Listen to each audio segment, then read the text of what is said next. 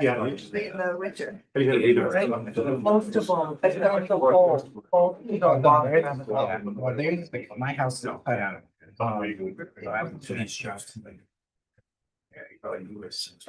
ours was the last one, ours. Are we good? All right, let's kick this off. Obviously, we have quite an agenda, so everybody please be mindful and respectful of the next thing on the agenda.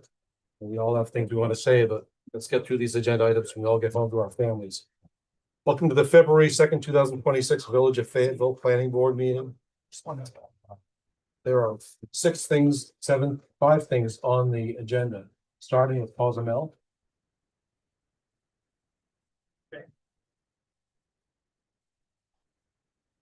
The ZBA, you received your variance.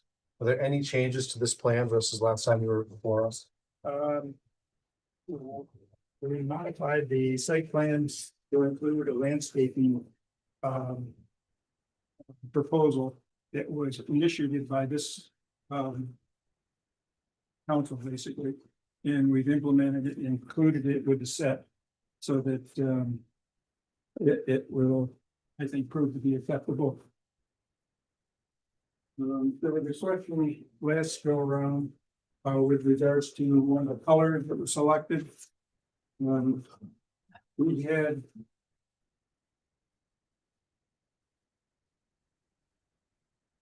the color. Sherwin-Williams changed the, there it is. Sherwin-Williams changed the color name, but the number and the color is the same as what was specified on our proposal. So CPI, SW025. Very nice. they've become a little more political correct. Yeah, so if you want. It went from Indian white to what's it, warm beige, you know. Okay. So that's the arrow. We've added to 4. on the drawings, there was a question also about the directionality of the parking lot. Most of the traffic would probably enter in from the West MC Street side of the property. But given the proximity of the diagonal parking to the west face of the building, it was suggested that the parking be one-way only along that west side of the building and two-way along the back side, which would be the south side of the buildings, with exiting onto, what's that, High Bridge Road there, or Street.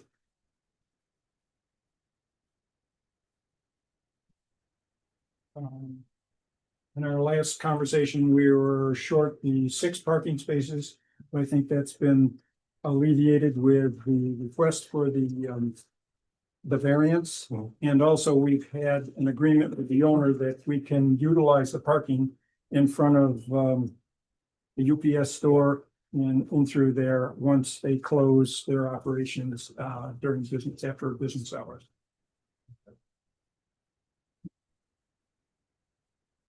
I have one question, Mike. Where the light pole, the light fixtures that were proposed, are they going on the existing light poles that are there or new? There are no light poles. So they're on the building? They're on the building. This says power pole, so that is. There is an existing, where's that? It said Next to the JV, also. this one here. I thought maybe that was Oh. gonna get a light on it. No, well, it's a power, the electrical feed comes in from the street to that pole and it's distributed from that pole. So there won't be any added to. that. No, we are not adding So it's anything. just building wall packs or That's correct. Yes, lighting from the yes. building. And, Okay. and those are warm light fixtures as well. Yeah. Okay. There currently isn't any parking spaces on the south side of the building. Yes.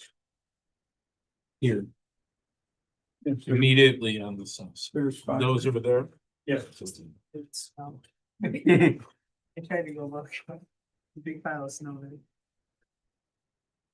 And in this plan, there's no, I guess, call out of the, They gave. Oh, there's a new, This one. yes. That's it. So this was understood too, because I think in the springtime, you won't have to replace, you won't have to put all of these in. Oh, we showed you what was on the original plan. So in the springtime, any of these that are alive, which there were a lot last year, you just have to replace. You don't have to do the whole 33, 29. Just the. Understood, just fix what's Just the- there, But the basically. reason we have to stick with this is because it continues on both sides. Got it. So this was part of our infrastructure Mhm. project, so I was Yeah. able to get that plan. But this is, the outcome. Mhm. The schedule. I was concerned about the monument signs. Well, I think that you haven't shown that. That has not been submitted. The monument will stay as is, and it will be, the background will be painted to match the building. But the sign, actual sign that's going on there is going to be submitted at a later date. And by the owners and I guess the sign company as well. So that's not part of this review process or request for approval at this time. Yeah, But the planting is the same planting as the. So it's underneath the sign. Mhm.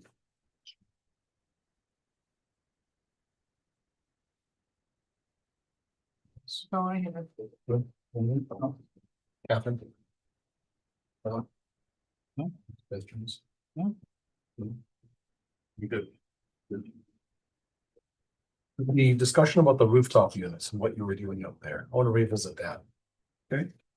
Where I recall you're moving the line in the kitchen and you're having to put a new vent up on the roof, just related to that kitchen roof.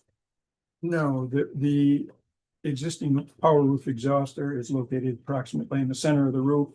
And as it currently exists, the ductwork from that power roof exhauster travels across the top of the roof and then penetrates down at the wall that separates the dining room from the kitchen. And then it kind of tucks in and gets to the location of where the existing hood is. We are flipping the hood to the other side of what is currently the cook's aisle. And so it shouldn't involve any kind of modification to the rooftop unit at all. So Mike, there's a pretty good size right behind this crabapple tree, a rooftop unit close to the edge of, what is that? That's a 15-ton rooftop unit. Okay, It is a comfort maker. is that new? No, it's been there and we're not You're changing it not- at all. There's two 15-ton units there, that one in close proximity to Genesee Street and the other one that's located more central to the building. I'm not aware of the distribution of the ductwork. A portion of the ductwork and the cooling capacity of that unit services both the front end of the building, the bathrooms, and a portion of the dining room space. I'm not sure if any of it at this point, until we get some more demolition occurring, determining where the cooling for the kitchen is coming from. If it's coming from a portion from that unit, or if it's coming from the unit further down in the, or more centrally located in the building. So I think that's weird. That's the most visible, that's the only thing. It is, it's actually sitting up pretty high Yeah, on a curb, and the curb is about 39 inches. Hmm. And the bottom of the unit is almost there, like 42 almost, or 41, so the whole unit is actually sticking up above of the curb so that you can see it from the street. I've shown it on the elevation drawings on my plans. You can see it in profile there. yeah. So when the trees are leaves, you really don't see it, but in the winter time. In the wintertime, it's much more visible. When that tree is staying, so that'll help.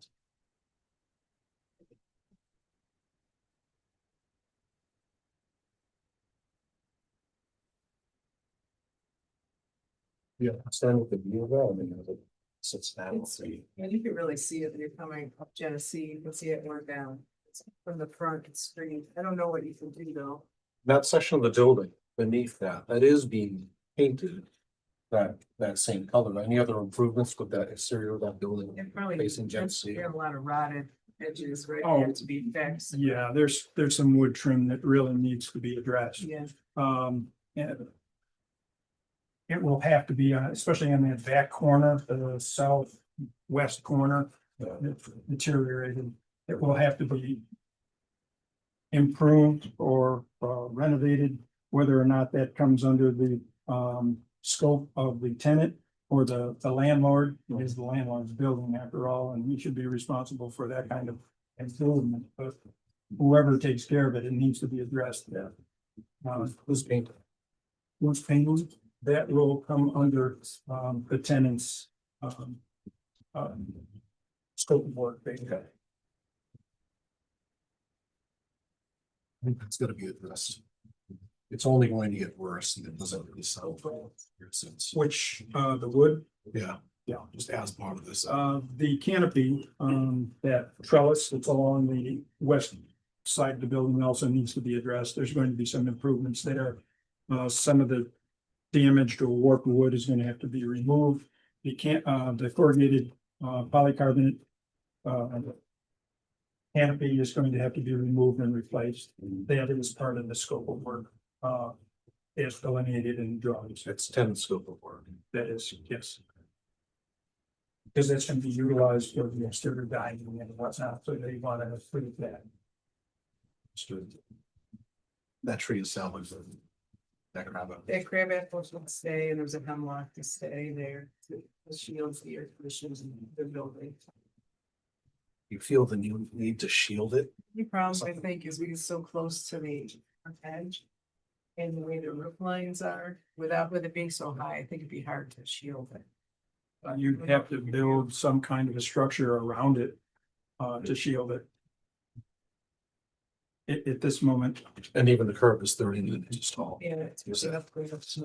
yeah, the parapet wall is 39 inches. So, Because in the past, they cut that tree down, but they should let it grow. It's too big. But it would be tough because if you see it here in like the lines of the building, don't coincide with it, so if you start putting around it, it could look strange, I think, on the roof, because it's very close to the edge. Like almost another. So like a Vegetation, floor. yeah, which will make it worse. As a matter of fact, the supply air and the return air ductwork is located above the roof plane before it penetrates down into what is essentially the parapet along the west edge. So, I mean, it's not going anyplace.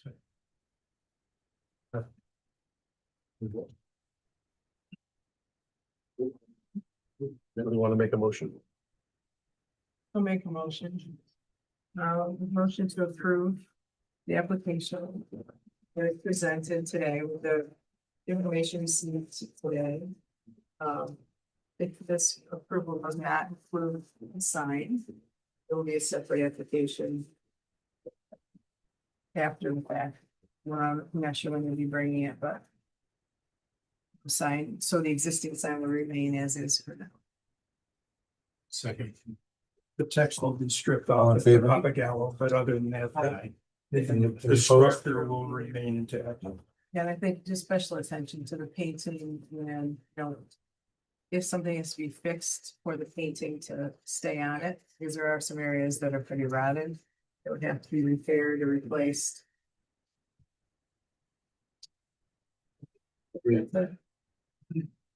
Patty, you got it?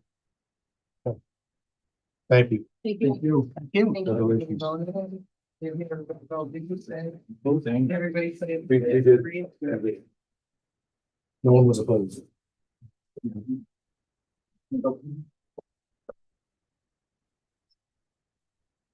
Thank you. Good luck with it.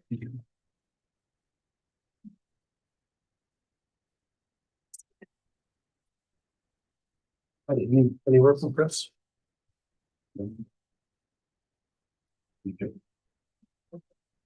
All right, up next, Gold State Coin, Upstate Coin and Gold.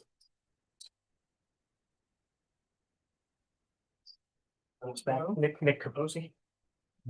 Mark Blanchard with Carlson Management. So we received your letter. As part of that, we were asking you to tell us what percent of the business is shipping and receiving versus retail. I'm not getting that from here, so if you could. Tell me where you're saying that in here, so I can. Well, Yeah, I didn't break that down directly. It's kind of all over the place. I can figure that out and look at month by month, but it's not a. I guess it fluctuates a lot. Yeah. Basically. I appreciate you putting this together. I see you, I think your average for 2025 was five visitors to the retail space per day. Yeah, the average per month would be 155 completed per month. transactions. Yeah, there's a bit foot traffic than that, but I was tracking what I can track, actual transactions. And then on, back on the first, you mentioned there was 20 employees and now it was 10 to 12. Mhm. Yeah, that was my mistake. I'm counting our other suite where I'm out of. But we have roughly 3 to 5 people there, so I was taking us all together as one spot. That's the one that's 1315, the old pizza place. In that corner. yeah. And the Suite clean nine. rooms, the corner. Yeah. Suite 9. Sweet. Who else has a sweet? I don't know. Pizza. Michael's, the pizza place. Okay, well, congratulations, retail traffic increased 67.5%. Yeah, a couple of years. Yeah, thanks. Nice to see your staffing call outs. I appreciate you going through this. I'm just not seeing that it's answering that question. I went back and rewatched the meeting for exactly where I asked for that. Is it like an hour and 32 minutes? And Mark confirmed it about 5 minutes later, exactly what we asked for. But I'm still not seeing that here. From what I'm seeing on this list here of managers, assistant managers, it pretty much gives a detail of the products going in and out in the packaging. I mean, to me, it appears the entire employee staff, you got your managers, assistant managers, but you have the receiving and shipping, so it's sort of the entire work operations there is handling the products that are going out for retail. Mhm. Whether it's brick to mortar or online, most of, some of the sales are online. There was a discussion about whether the business there could survive without the retail space. So let me flip that question and ask, would this application be necessary for expansion if it was only the product that comes in through retail? I apologize, what, This application to expand the space Yep. for shipping and receiving, if that space was only used for retail and it was only the product that comes in through retail, would this expansion be necessary? I would think so, for more room, and you have the break room and a couple of offices, actually mostly offices. In there, there's just one room back in the left corner or in the right corner. That would be either processing or shipping. But as you can see, you got security and you got the entrance on the floor plan. And then you have large majority making it ADA bathroom, which is required, and you have a break room for employees that should be required for a place to escape from your work table, to eat. And the work table is in what section of the work table is in? Shipping and receiving area. In what is labeled the operations area, kind of been, I guess, separate, but. Probably suite 12. Confirm, is that suite 12? I'm not seeing that I got my question answered.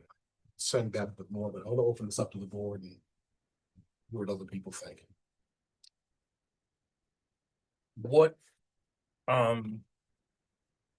the deliveries into and the shipping out of the location.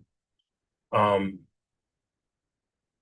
does the stuff get in and how does the stuff get out? What's the process? Is it a little UPS box that comes in and then you process it and then you ship it out? Or is it boxes and boxes and boxes coming in UPS? There's a couple drop offs per day on average. It could be USPS, could be FedEx.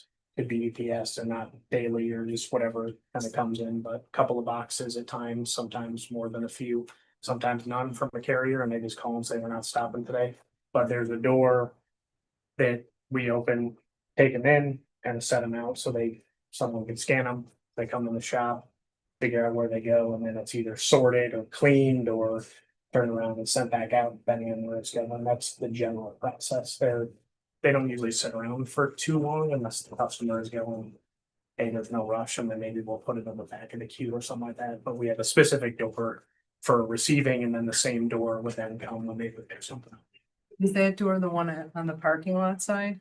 Yes, that's. on So like today I was there and there was a truck parallel to or perpendicular to the parking, like in the drive lane, they had a pallet jack, 3 guys trying to lift something, they couldn't pick it up. It was in like a black bag and the pallet jack was under it and they were pumping it and it just would not come up. Like what was in there? Is something really heavy that you received but that came off of a bigger truck, like, like a. Okay. 20 or 30. Yeah, yeah, so it was parked, right in the parking lot sideways. So I'm just wondering if that's the delivery door that's kind of in the middle of your space? Yes, Yeah. And what kind of what would that order be? That you took in? I'm assuming you took it in, it looked like it was coming off the truck. Like, it Yeah. could be going on the truck. that's on page 2, like shipping and receiving. It says what? Page 2 of coins, I think it's on that page. Of coins and ordered boxes, like with the receiving intake, the assessment of packages from shipping services and customers. On page 1, it says primary collectible coins, gold and silver bars, watches. Something really heavy then, that like. There could be boxes of it. I know if you've been in there, they have little sleeves, excuse me, little dry sleeves of like coins, collective coins that customers pick online and they order them. You had them coins up in a box, it could weigh that much. I mean, we have the same deliveries. I have one from today or last week. It was like 30 or 40 foot straight box that was down in front of Suite 8, Suite 9 down by Express Computers that was unloading for the pizza place. And they were blocking the traffic as you come. So everybody takes the delivery. Yeah, everyone takes the delivery out front. And are these orders coming in and or going out, are they individuals sending this product into you and shipping out?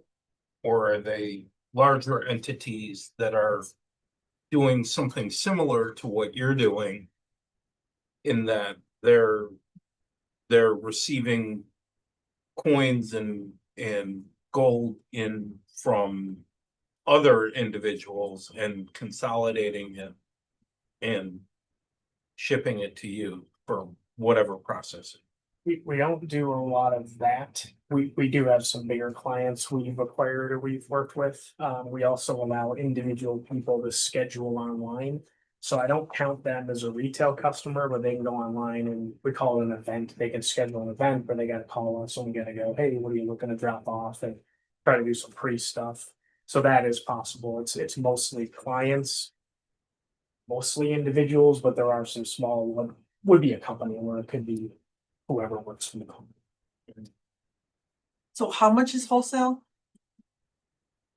Transaction wise, that's what I got down over here. Well, retail, what I got down over here. I don't know if that's what you're asking on page 1. I want to know Couple years. between the retail and the wholesale. I don't have that on here if you're asking for a percentage. If I'm doing my math right, basically for 2025, this averages out to about 7 customers a day in retail. Yeah, that sounds about right. Average monthly was 155. So, yeah, 155 over 12. So most of your business has to be done via wholesale online, right?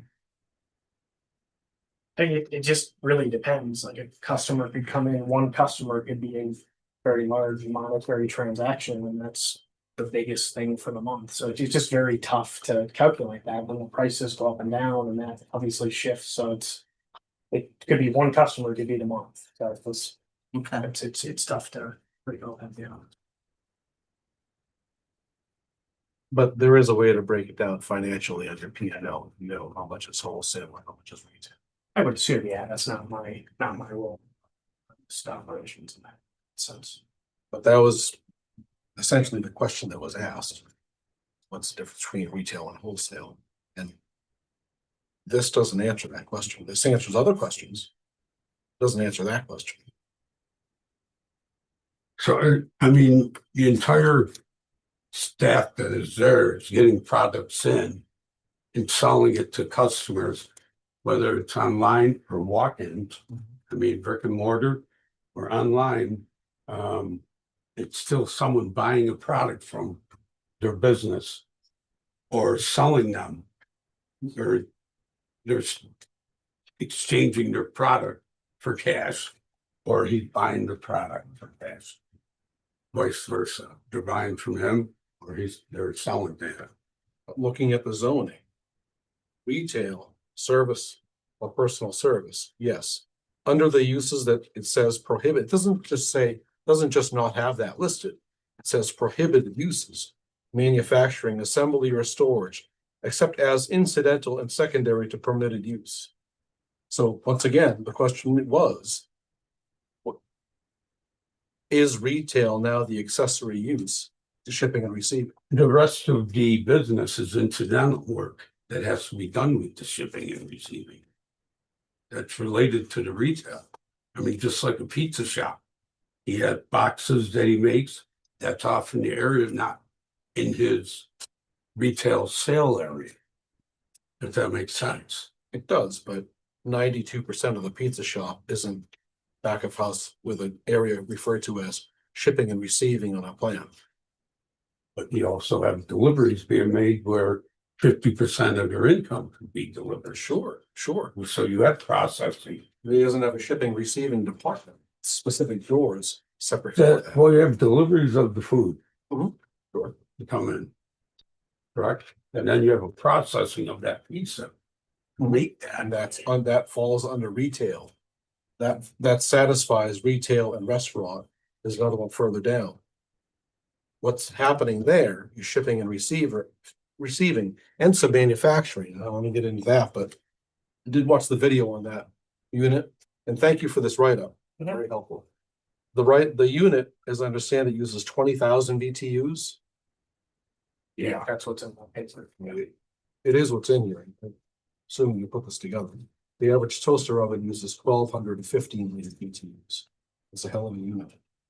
And pizza oven uses about 400 BTUs or more for a 2-layer. To make the retail product. To make that retail product. And a restaurant, which is an approved use under that zoning classification. The rest of the work is incidental to the work that's being It's performed. coming in through a receiving department, the shipping and receiving department. Most of that space is referred to as, look at the plan. So that plan is referred to as shipping and receiving department. I'm having a hard time seeing this future space, what's being presented or proposed as a retail space. Only 8% of it is actual retail.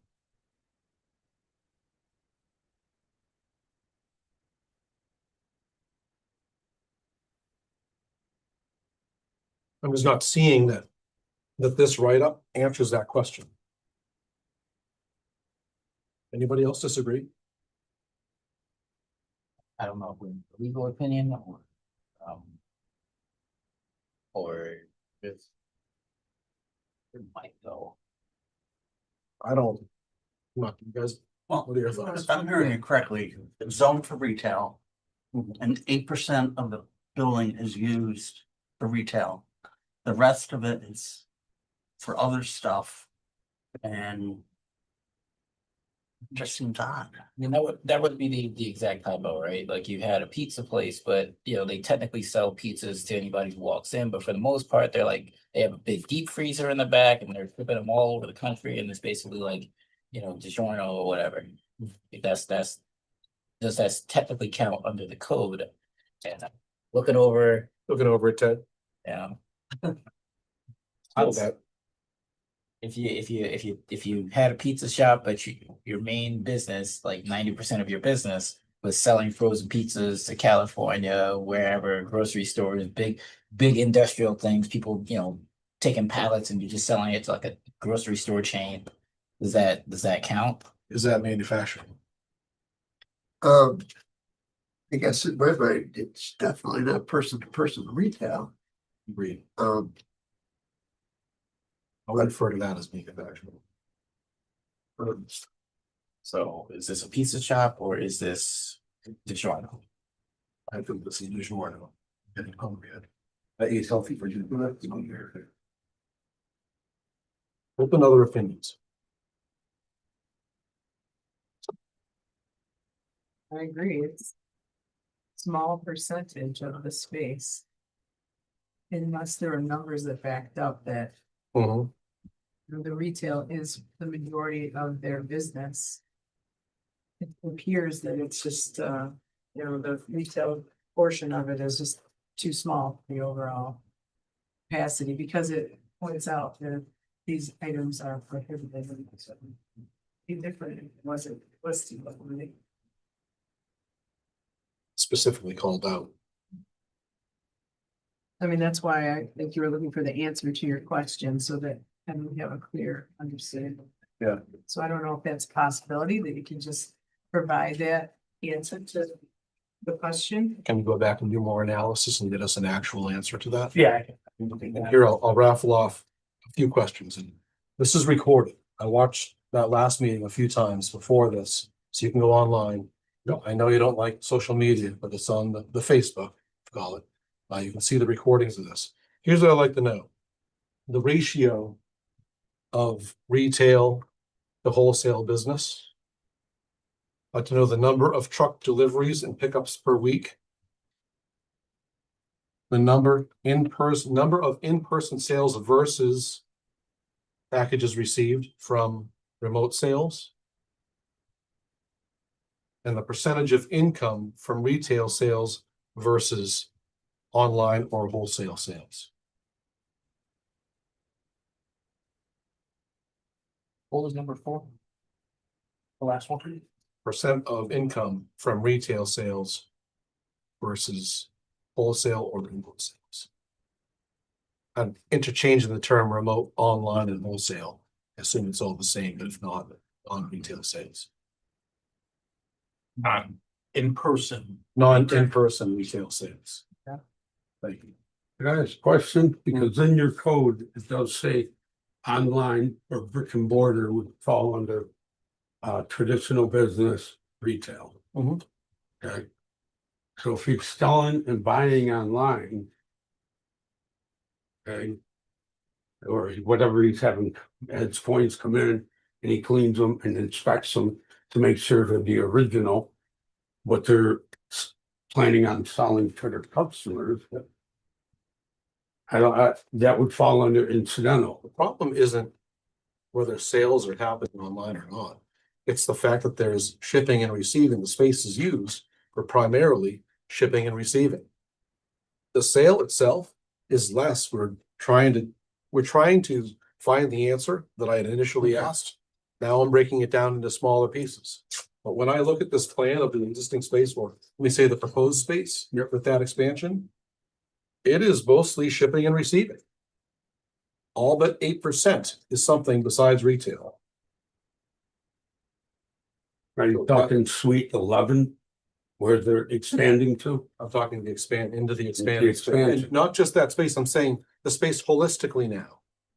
Okay. Right? It's been operating for a while as it is. Now, as I look at this, expanding into that space, there's no need for increased retail space. It's all just shipping and receiving and employee space. That tells me it's no longer a retail space. So those questions that we'd like to see answers to, that'll help us determine otherwise. Especially because each of those units is zoned at the whole thing, or, Point. each unit, every suite you talk about that is zoned for retail. So if one of them doesn't have retail, Great point. it's a retail space. Could it be as office area? I mean, that's what we're seeing is office, the break room. Majority of making ADA bathroom. So would that be for an application of special use? Permit? For each individual space, Ted?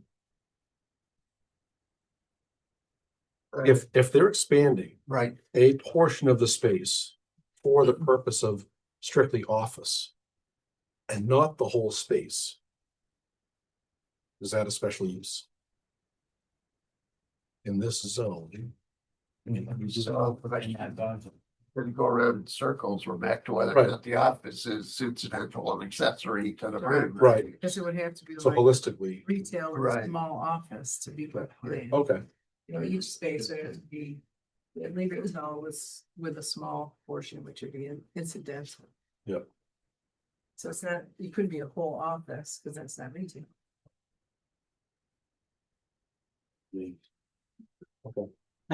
Follow-up question. Yeah.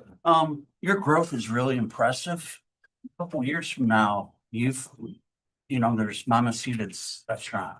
You potentially see that being taken on for new space, having that entire portion of the plaza in your place. Yeah, the big purpose of us doing this is just to increase space for people. It's normal operations, everything. We're not expecting more than that. We just want more space for our people. And that's what Mark was alluding to. There's a much bigger break room. There's more bathrooms. There's another 2 offices I think we're proposing. We just need space for the current people. So I don't think so. That's how I answer that. Okay, That's because not- I mean, your level of growth is, pretty, seems like you're gonna outgrow this place. That question, I think, would be like, depending on the economy, really. Yeah. And I don't see us opening that Mamacitas for them to expand into.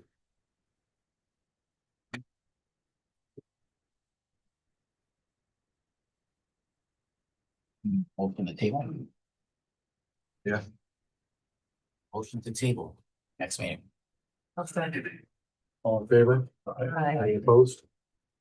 All right, so you got your list, bring that back. Yep. Appreciate your working through this. That's what I'm seeing. Thank you. Thank you. Thank you.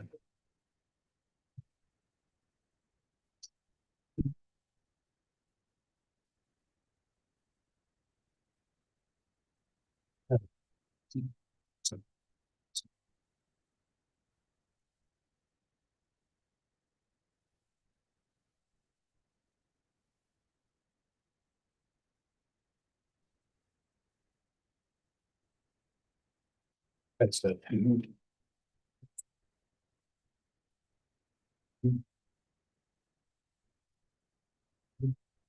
Next up, DK Griffith Company. Hi, are you DK Griffith? David, yeah. Hi, Dave. Talk to us. Thanks for coming in. I understand you're a financial advisor opening an office. Yeah, I bought Frank Joseph's building there. What was your discussion? What was your interaction with our codes guy leading up to you being here today? Not good. We've had some missing property and he admitted to me that he took the sign off our property. Did you get approval for that sign before? No, it was a temporary sign. It was over a year ago. And what did you say to him when he I first don't said? remember. I understand it was pretty nasty. I'd rather avoid that in here. I'm hoping for the one that spoke to Patty. You fix this. That spoke to Patty after that.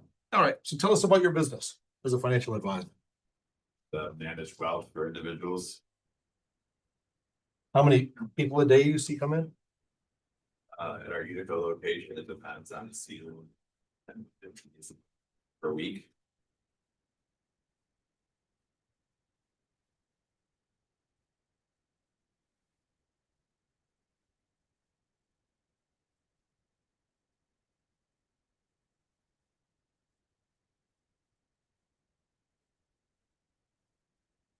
I see improvements, minor cosmetic paint, wall repair.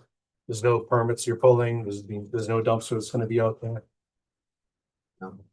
The commercial building, this thing is an office building, like a lawyer, we function very much like an attorney's office. And nothing outside. No improvements outside. Gonna be a sign that we'd like to install, which we also We have, yes, submitted that paperwork as well. yes. Yeah, we have site plan and sign here in front of us.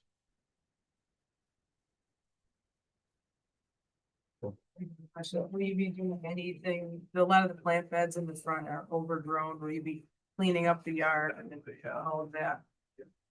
Cause it looks like it, last year it was kind of let go, Yeah. so I mean, there are plant beds there, they just need to be spruced up and. Bring the weeds and trim and that sort of thing, just so they're presentable from the front.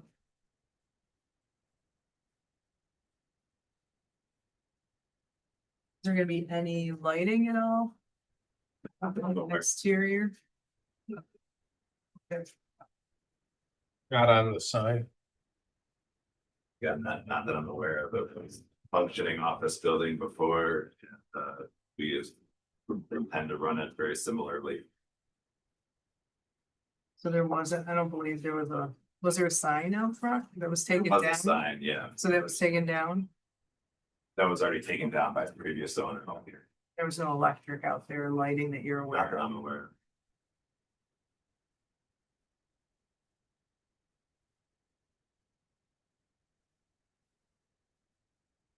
Is anyone gonna live there? There's actually not a full bathroom entire building. Mr. Joseph converted all the baths sometime, so pretty much impossible for someone to live there. Okay, how many employees do you imagine having there? Daily at least one, again, there's a seasonal fluctuation. There's might be some, like sublacing to other office, like synergistic to professionals to borrow my conference room here and there, but there'll pretty much always be somebody there except for maybe Fridays. And Saturdays and Sundays as I well. was gonna say, you listed off Yeah. everybody here every day, that's why I listed. So we do meet with people by appointment, and during tax season, it wouldn't be totally uncommon to meet somebody on a Saturday or a Sunday, but I highly doubt it. So when you say 9 to 5 Saturday and Sunday, do you mean like by appointment No, only? that must be a typo, I apologize, there's no 9 to 5 Saturdays. So what would Saturday and Sunday look like? No traffic at all, it would be a very random one of it. There's virtually no traffic on Syracuse on Sundays and Saturdays. We'll go back to by appointment only Saturdays and Sundays probably. Yeah. I'm not coming in on Saturday or Sunday unless someone calls me first. Sorry, I haven't heard. I'm not coming in Saturday or Sunday unless someone calls me first. I Right, assume that's what you mean. yeah, So just to be clear, then this Saturday and Sunday, 9 to 5 should be just changed to. by yeah, that appointment must be a only? typo, that was a relatively new employee that worked on that, so. I was gonna say it's signed by you, right? Yeah, it's signed by me, but it was prepped. Okay. The one detail that I.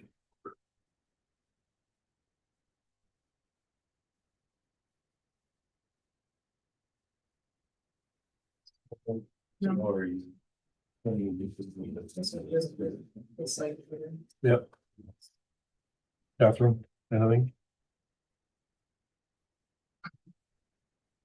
Yeah. No, I think one in the parking space, so no, that's the only other question then. Is your business hours still gonna be 9 to 5 or is it something different? Yeah, pretty much 9 to 5. Okay. What does pretty much mean now? I have. a There might be somebody staying late, during tax season to meet with somebody, or there might be somebody coming in early. Pretty much, just to see with attorney 9 to 5, financial advisors pretty much do their business from 9 to 5. Yeah. Okay. Is there a large sign out front now? Excuse me? Is there a large sign out front now? One of the real estate agents put a sign out For sale or for lease? for lease. Is that But my understanding is that you guys have an arrangement with the real estate agent. For that sign and everything on that, it meets the codes for a real estate sign. Yeah. Karen, Oh, yeah. no? Who's the real estate agent? Avia. What's for lease? Just there's like a little bit of office space in the back that I'm trying to lease out to like a synergistic employee, like a real estate attorney that needs a place to meet with clients. I'm guessing Pavia is not gonna give you the same, you call Pavia, or can you get rid of that? It's a real estate sign, it's not his. My understanding was I spoke to them. And it was in the course of discussing the sign and everything else like that, that you guys had a. Pre-established arrangement for real estate agents and the signage that. Nope. They just hit to comply with the code. It doesn't. I guess I do have one question. Go ahead. There's no issue, I guess I'm looking at you or Ted, there's no issue with, if it's the site plan is approved for a wealth management company, if we lease the space to other people or, You'd have to come back. Depending on the uses, they have to come back. so it's not like it's just open, you know, like if this is a blanket approval from now until forever is, okay. That's as a law office. Yeah, I was gonna say, that's what I was wondering when he said. If a different use came in, like the Giorno, you're likely thinking of, it would have to come back in here. Alright, but if he was to lease it to like a second company or something like that, or at least part of the space, that would still require. If it's a law firm, they'll have to keep. Well, it's only, But there's understanding any one other business person. would have to come in just like he Yeah. does. This is approving just his business. Right, and it's only One one, business. and it's one person there. So if there's gonna be more than one, they have to come back. Okay, that's Thank you. what I was thinking, but Okay. it just didn't sound like that was clear. Okay, thank you. Anything else? We're good?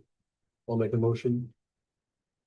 I can make a motion to approve the site plan as presented with the understanding that the plant beds in front will be. I don't know what other term to use besides cleaned up and refreshed. Do we need to do Yeah, a me- secure or anything? What's that? That, Secure analysis? Yeah. Yeah, he's, That's what he's, it was- Yeah, it'd be type 2. There's the no. purpose of exterior secret changes. type 2, just making note. All right, so make a motion to approve this plan as presented with the understanding that plant beds. To the front will be cleaned up. let's say over the whole site. Over the whole site will be cleaned up in the spring. And Saturday and Sunday, hours are by appointment only. And it is one. Says here, one employee. So as We've presented. noted one, and one, no, it doesn't say that. I was looking for it, I didn't see it, so I'm, No, you said it actually, at least he said it.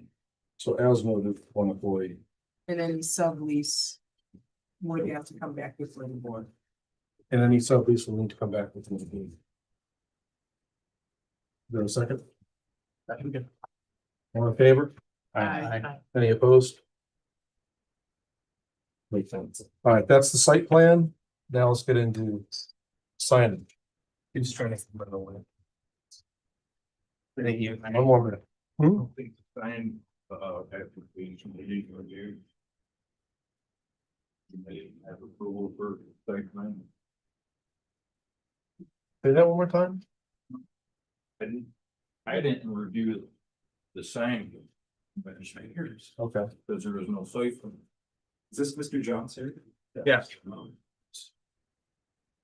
But we do have the sign permit here in front of us. And we got updated. Sign amendments. I also have a business on Genesee Street in Utica and install a similar sign and I get compliments on it all the time. Right. I think it looks sharp. I think it looks sharp. I think the box got small. Well. The small print Yeah, is very small. Somebody that we're contracting out to is, I guess, very familiar with you folks. I just don't think some of the stuff you're putting on here is even gonna be The securities visible offered and through lifetime unless they're- securities.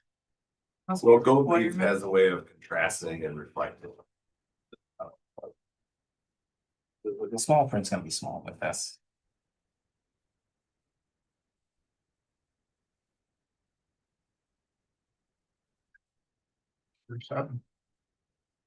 No, I'm just saying it's his sign, so, I mean, that's, I'd love your feedback if you have on it.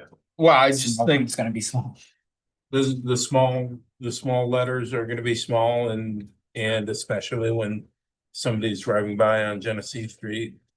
Yeah, if they're going by fast, they're definitely not gonna see it, but Yeah, but even your name. The letter size is only 3 inches large, so. I would, I guess, try to maximize your brand. And all the other stuff, I mean, they know what you do. Because they're looking for your office.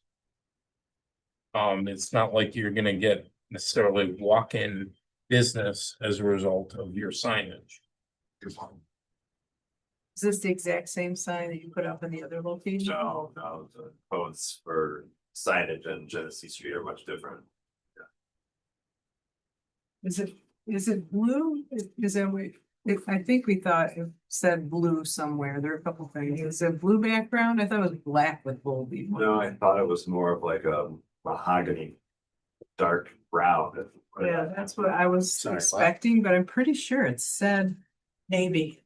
It's not navy, but this looks black to me. Yeah, and I think because it's a Tudor, the house that has the dark brown, I think the choice in like a bronze with that gold leaf would be very nice. And if you're on the sidewalk, I do think you can see it. Or some of these report, like is that very small lettering, securities offered through, is that a requirement to put on the sign? Yeah, Yeah, so it doesn't really have to be red. right. Wait, you said it is or is not a requirement? It is a It's a legal requirement. I mean. Yeah. Yep, I don't see any lighting on this, so I think it's just, it appears there's no lighting there. But if you said it's gold leaf, What I, And even in your picture, you'll be able to see DK. what I asked for. I don't know about anything else. Yeah, I think they just didn't really label it. I would just, we can put in the notes gold leaf on bronze and then you just can ask them to make it bronze.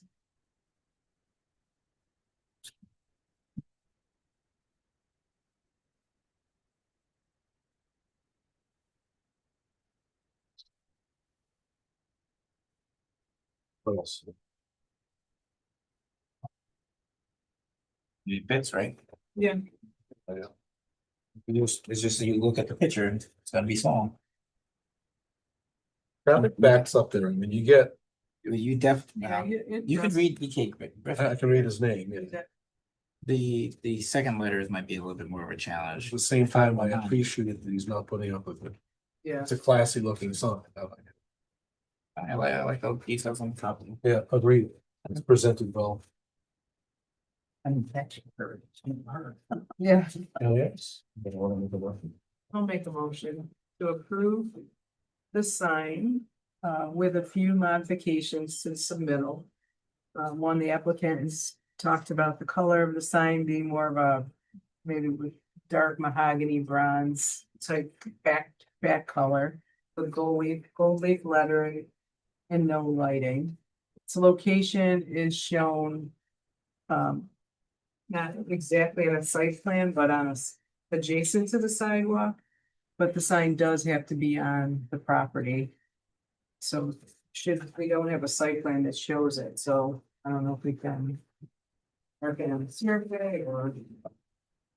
You didn't have a survey, we don't have a survey. Well, there's a picture. Picture for it. Yeah, but no, it hasn't shown the property. Mike, what's the setback there for a structure? How close to the sidewalk can it be? We're saying. Mhm. People, Something about 3 feet. Because the property line probably is, I would say keep it on the property line, so you're gonna have to survey it, so the property line's before the sidewalk. So I would put that in there that it has Well, to they're be. probably inside on my property again, line. but it's probably an easement. I can double check the code. Get back. What's your notes, Ted? Yeah, they're not aware that there's a setback for the side, they should just double check. You just need to be on the There's property. sign there now Yeah, that is going property. in place of, is No, it it's going in the gone. same place as an existing sign that's on the property? Yes. Essentially, yeah. But they took it, right? So we don't know where that is. Yeah, there wasn't a Well, certain, there's like a post remain still, is it there? yeah. So they must have shown it right on top. So I assume that that's gonna be excavated and just wherever the center of that is where the center of this would be. They'll verify that it's. The existing post is inside the property line. Like I said, the sign maker insisted that he's done several signs in that area and knew exactly what he would like. I think he did the sign across the street for the medical building or cosmetic medical. I don't know. Pat, did you get those points? Able to get them? And So can you just repeat that, I know it. Yes. Second from John. All in favor? Any opposed? Just that bronze or mahogany background for the sign. Full leaf lettering. No lighting. And verify that the existing sign post closest to the sidewalk is within the property. Is like lighting an issue if like it looks dark down the road and we take some landscape lighting and hit sign with some light to make it pop, is that gonna be a problem? I mean. You have to come back to us for lighting, and lighting does have to be ground mounted, or it can't be backlit. For a sign like this, be ground or something on it, but I would think ground. How most of them are there. That be okay, you anticipate like some lighting? Yes, but we have to approve it, so Understood. usually it would be on a drawing. Yeah, so if you want it, you just have to resubmit it to us. Understood. With that, you definitely need the site plan. So That's right, you need a survey. Survey. There must be a In the types of light. Right, the kind of light, and the temperature of the light. Because it's a warm light here, that people like to use to match with their existing lighting. Right, Like a code against temporary signs or? there is a provision on temporary signs. it is the real estate. Well, like if I had like. An informational sign out I'm that. sure you need a permit for a temporary sign, don't you? Your flag. As long as it comes in by the end of the day, like if it's out there by 9 AM, take it back. I'm just curious. Like a freight or, you know. Like a tax repair on duty or. You get to talk to Mike Jones, there is temporary sign regulations, there are things, but then you'd have to run it by the codes office. There's prohibited signs like flags. Those I took down 3 times. But sandwich sign, Have those? you get a permit. Right, Or for a sandwich sign, you have to get a permit. You still have those signs, so? No. No. a year ago. After I took it down twice alongside your building and then the third time it disappeared. Good? Yep. Okay. Very good. Congratulations. Welcome to the neighborhood.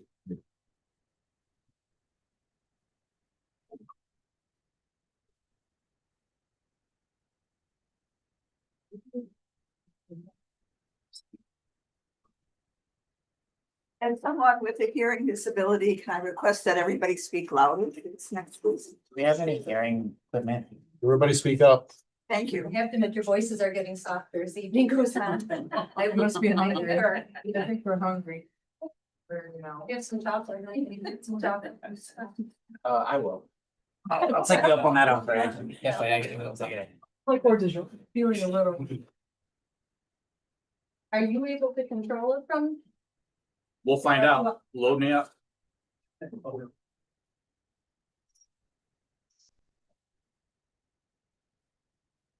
All right, Matt, you're here for sign permit and subdivision only, correct? Yes, sir. That's correct. So I'm Nadine Bell. I'm a fiscal and I represent the tenant or the property. And that umbrella is for the property surveying engineer. I think you all have some familiarity with the proposal. So we have received those site, we received their special on it. And when the proposal was going through that process, there was some generic signage shown, but it wasn't part of the proposal. There wasn't any approvals. And actually, if you were to look back at what the prior document said, this is actually a reduction. So we are here tonight, seeking a referral to the zoning board of appeals for our area variance for relief on our signage. There are 4 signs proposed, and Matt has a PowerPoint presentation. Walk you through. Karen, you do load up the PowerPoint. Oh, okay.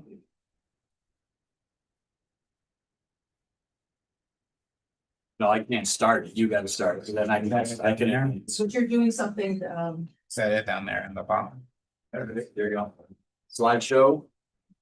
Upper middle. One more up. Up. On the orange up, you see where it says slideshow. Oh, hasn't done this. And then go from beginning all the way back. And there we go. And Problem is, I'm just trying to share this with the, I got it. no, I, Oh, you need to share. yeah. Are you all set? No. Okay, do you wanna go back? Hold on. Escape. Oh, she got it. It's over there. So why, Don't touch it. I'm not touching this. Why Karen's getting that Stop set up. touching. Stop touching. There it is. No means no.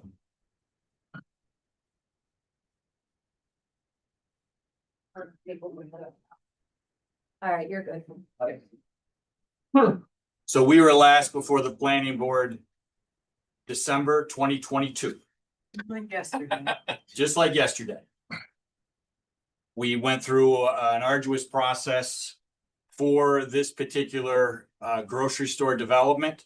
Our project team is still listed and is still current. And as Nadine indicated, she is representing the proposed tenant. And our team, unfortunately, Mr. Lester and Anthony Gizzi couldn't make it tonight. They had a conflict for whatever reason. And so I am going to represent the application, and Nadine will chime in as a legal counsel with regards to what we're trying to do. Whoa, how come she won't? I was trying to do something. It's not sharing the way I need to. Oh, okay. I wish we had an opportunity to work through the kinks earlier today. It's not sharing the way I needed it, but go ahead. And you need to click back on the PowerPoint. I'm leaving it up to him a minute. Yeah, I need to, I'm not activated anymore, Karen. Yeah.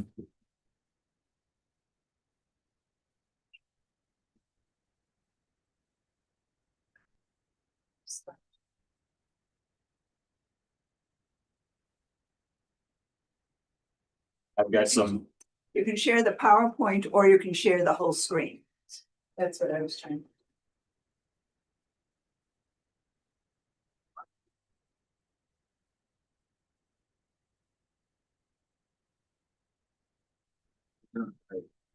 Click on the PowerPoint, probably won't activate the clicker.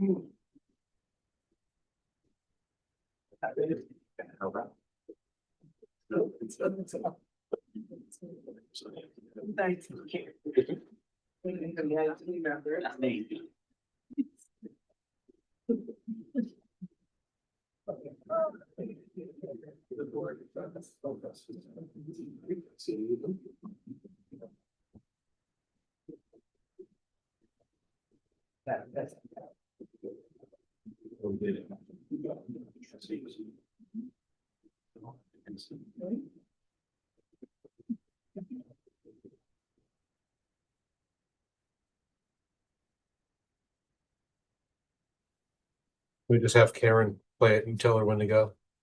I can do that too.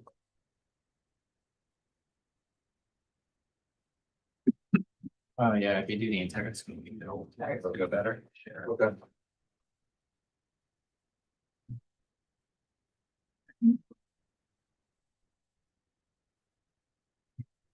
Yeah, it's fine. Okay, let's see. Says me. There we go. There we go. Ah, all Sounds right, good. nobody touched nothing. Oh, won't let me go. Oh, there we go. It's just reacting. So what I wanted to do is just to kind of let you all know where we were, just as a quick refresher, the proposed development with regards to the project restoration of the former Accurate Die / O'Brien and Gear building. Nothing on the site plan has been altered since December of 2022 approval. A little blow up detail of that particular remaining building piece, the access, the parking field and such. And again, what we are here tonight for is the proposed signage. And I'll talk about that in a second. We have now 2 wall signs we are proposing and a single monument sign. Code says essentially allowed signage is 1. We are proposing 3. We have actually 4. If we break out that first sign, we have a channelized letter sign and a icon logo sign over the main entry door. Over a service entry or a pickup door, we have what we're calling a nameplate sign, a lack of a better term in the code itself. And then along the new intersection, I do have my fancy green pointer that I can get to. That will allow me to go on the screen. And then we have a monument sign at the intersection, the new signalized intersection of Genesee Street and the proposed development. Come on.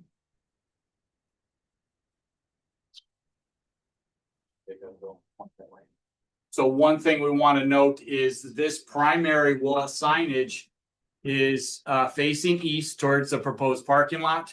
It is facing really the post office and the church, and it's heavily screened to the east. It's approximately, that main wall signage is 460 feet from Genesee Street, and that'll be important when we talk further. What I wanted to represent to the planning board is in the November 2022 meeting, just prior to approval, elevations were presented to the planning board. In those elevations, we showed a signage on that main entry door. The one thing that, come here. Whoops, it's just reactive. The one thing that we did not show, and on that front elevation from back then, we had this pickup door. And again, which really became a grocery mainstay following the COVID years, so that now customers can pick up groceries right at a door. So we are asking for a nameplate sign over that pickup door. Again, a little blow up. Again, this is right from that November 2022 approval, showing really in that blow up detail of that elevation, gives you the scale that was approved by the planning board, albeit we did not do signage just like you did tonight. We indicated we would come back for signage. That's what we're doing tonight, to talk about signage. I'm trying to get to that computer. Maybe I should say, Sam, maybe. Matt, before you go on, where's the lighting for that sign coming from? This in part of our package is a backlit sign. They're prohibited, Yes, that's why we're asking for relief for that. Yeah. So one thing in that November 2022, this is the south facing elevation. And what we are not asking for is that icon logo. Come on. There it goes. We are no longer asking for that south facing logo. So that is off the request. So what I wanted to do now is to update those elevations with the proposal. And what we have done here is, at this time, the proposed signage is shown as generic in name for confidentiality reasons. I know back in 2022, there was a lot of conversation like, why can't you tell us the tenant name? Well, there is a reason. And part of the reason is we started this program in 2019. Here we are in 2026, and we still don't have all the approvals, and we went through a pretty long court process. The proposed tenant still remains confidential, and Nadine can talk to that further. But what we have done is all of the signage that is shown and under this zoning board request, they are proper sizing.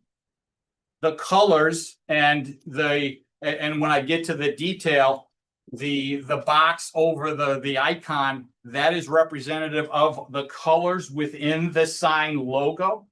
The colors of those letters are the appropriate colors that are being proposed.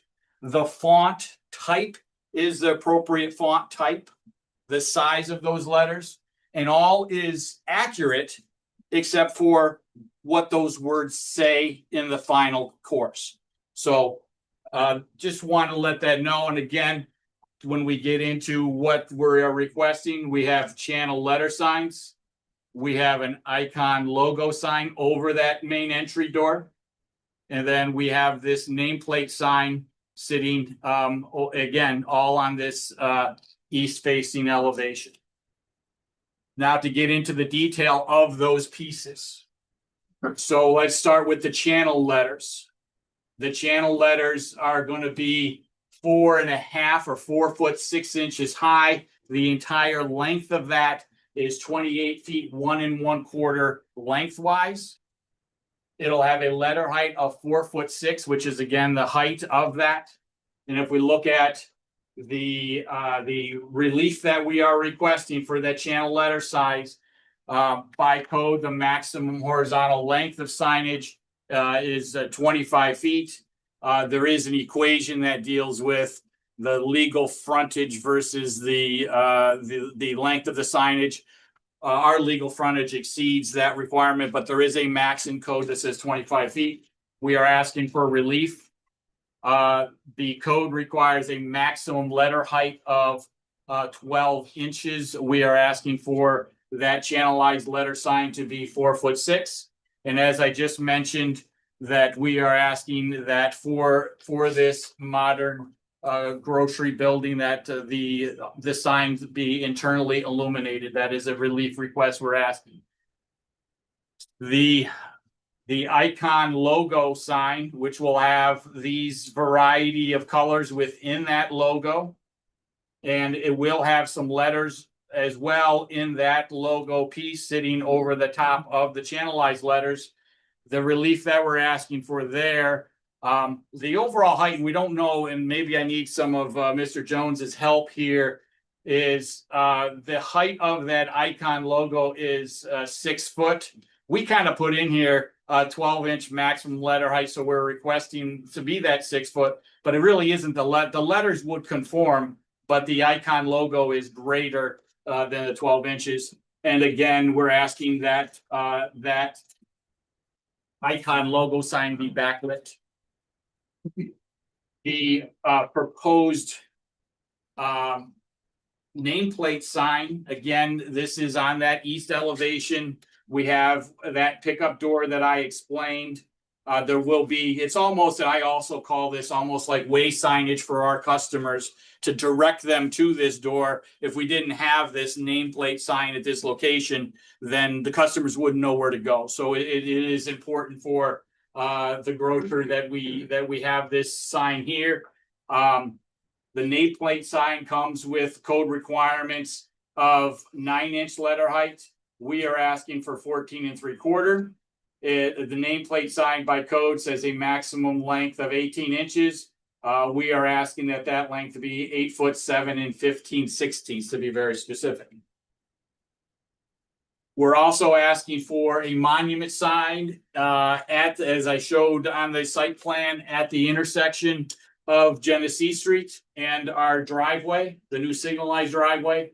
That sign will again have the icon sitting over the top and lettering underneath it.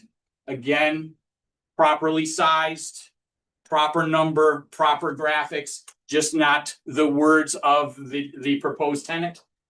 That freestanding monument sign by code has a requirement of 6 square foot max. We are asking for 21.38 square foot. There's also a 60-inch or 5-foot maximum height. As we measure the height from the ground, including the platform to the top, we are at 6 foot 4 1/4 or 76 1/4. So we are exceeding the maximum monument sign height. And again, we are asking that that sign be internally illuminated. The other relief that we are looking for is by code 187.25 B and D. You have 1 attached or 1 freestanding sign. We are looking for 3 attached and 1 freestanding or 4 signs requested. What we wanted to do is to look at, come on. You were on a roll. I know, it was going good. Maybe just hit enter, Karen. There it goes. So we looked at the adjoining commercial properties on Genesee Street. So the first one we looked at directly across the street from our subject site is Honda. Honda, in contrast to our 400 and some feet away from Genesee Street, is right on Genesee Street. The actual measurement from the curb line to the front of the building is 30 feet. Come on. The variance relief that Honda received back when they got approval a few years back is number of signs. They have 8 signs that are on their property. 3 of those signs exceed that 12-inch letter height. They exceed that maximum signage length. And they also exceed the height limitation for their signage. So Honda, back when they got their approval, and I understand that went through a approval process here with both the board and the ZBA, but they received relief for their signage. We also took a look at, this is the second picture showing those other signs, again, almost like way signage that we're asking for by the service center and some of their windows and doors. So we also looked at directly across the street of our signalized intersection is Tracy Lumber. The building and signage is within 55 feet of East Genesee Street. Now, we acknowledge the fact that Tracy Lumber is not in the village of Fayetteville. It's in the town of Manly. So in the reality, the code doesn't apply to them. But in our world, we're right across the street. So, you know, let's not mix when we talk about aesthetics and what we look like. So the Tracy Lumber sign, they exceed the 25 feet. That sign is about, as I measured, about 35 feet long. The letter height exceeds 12 inches. Those the top letters are about 18 inches tall. And then the overall height limitation of the sign exceeds what the Fayetteville code would be if they were in the village of Fayetteville. We also looked at, come here, the post office. So right next door to the east of us, the post office itself, the overall signage, and I got this, they exceed code. They have 2 signs. The monument sign height is about 6 foot or 72 inches, exceeding the 5 foot 60-inch height. I believe that the letter size of the wall sign does conform to that 12-inch letter height. So the other one we looked at was Circle K. When we looked at Circle K, we understand that the wall sign conforms. They have a monument sign, the pricing sign. So those 2 signs, short of they now have 2 signs, conform. However, whoop, back up, come on. However, if you look closely, each dispenser has a sign over the top on both sides. They also have a lower panel sign. They also have these freestanding marketing signs. And again, if we're saying what is the reality of that signage and whether you call them temporary signs or are they signs or not signs, they are marketing their product. I have been to other jurisdictions with convenience store projects, and every sign on the dispenser counts as a sign. So again, I'm not saying I'm not fighting Circle K, but I'm saying if you're comparing our neighborhood to the other commercial properties, I think that's the reason for our relief request. So in summary, and we've got this table and that was put in the applications here to the village. We have summarized what the proposed sign is from the channel lettering wall sign, the nameplate sign, the freestanding monument sign. And then in totality, we are asking that all the signs, the channel letters, the icon, the nameplate and the monument be internally illuminated. And the total number of signs, again, we're asking that we want those 4 signs in total versus the required only allowed 3. So that's our presentation. And again, as Nadine indicated when we started, we're here for recommendation to the ZBA. So we're asking the planning board to provide us input, and we're hoping that we can advance our application to the ZBA to have further conversations. Thank you. And we would submit to you as you go through those slides. Yes, we know, we wouldn't be here if we complied with everything. We need the area variance. But given the size of the structure, we would submit to you that what's being proposed for the signage on the structure is appropriate in scale. It's not overly intrusive, even as an internally backlit, that's pretty standard for a grocery store. And given how the property is, number one, where the structure is situated off the street, as he had mentioned, where that one sign is 500 feet off the road. And also, given its sideways placement essentially on the lot, having the relief that we are granting the relief that we're receiving is not likely to result in significant negative impacts, such as if we were right along the road. And we fully recognize, as Matt has said, that not all the properties that were shown are in the village. We know that. This is not a mystery. But what is important is that when the ZBA looks at this and does that balancing criteria of 5 elements and looks at what's the surrounding neighborhood, they are looking at that. Whether it's in the village or whether it's in the town, those are all things that come into their consideration. And how does this conform with the area as a whole? So we would submit that what we're asking for is appropriate in scale and for the use to be spent from it. I just have one quick question then. For the examples that were provided, which of them, if any of them, had internally illuminated signs? Does the Honda? The Honda. No. What? No. No, it is not. No, it's. Sorry, I'm sorry. No, we don't approve them, never have. Everyone's asked for them. And the zoning board has said no to everyone because, really, I'd like to ask we're done. Mhm. I'd like to hear the 5 criteria, Matt, like, why do you think that you need to have internally lit when you can light it in other ways? Well, what did you submit to the planning or zoning, or maybe you haven't as of yet, but if you could. I think Nadine can address it. It is in that cover letter. I don't know if this planning board received the entire. I don't think I did. We might have. Yeah, I think we got. But we should have the. Oh, yes, yeah, It's we have sitting it. right there on Scott, is that that letter, there was We 2 have it. pieces. One was the sign application, one was the ZBA application. Here. It goes through each of the criteria. Okay. Yes. So then I So- could read them after. I could read them then if I will get a. Yes, no, we went through all 5, outlining each and how we feel that we are able to, because it's a balancing test. Yeah, what is the reason then? Well, you could read that one, why it illuminated from the interior when it can be illuminated in other ways. What's the hardship? If you can have lighting anyway. And as long as we're talking about internally illuminated signs, the monument sign at the road, is that also gonna be internally? Yes, every one of them. Which again, can be lit like the other signs that are here in the village with other methods of lighting. So what is the hardship of utilizing? Yep, so one of the things, I'm sorry, so one of the things that is identified, for example, this would be on well, it's under number 2. Page are numbered, sorry.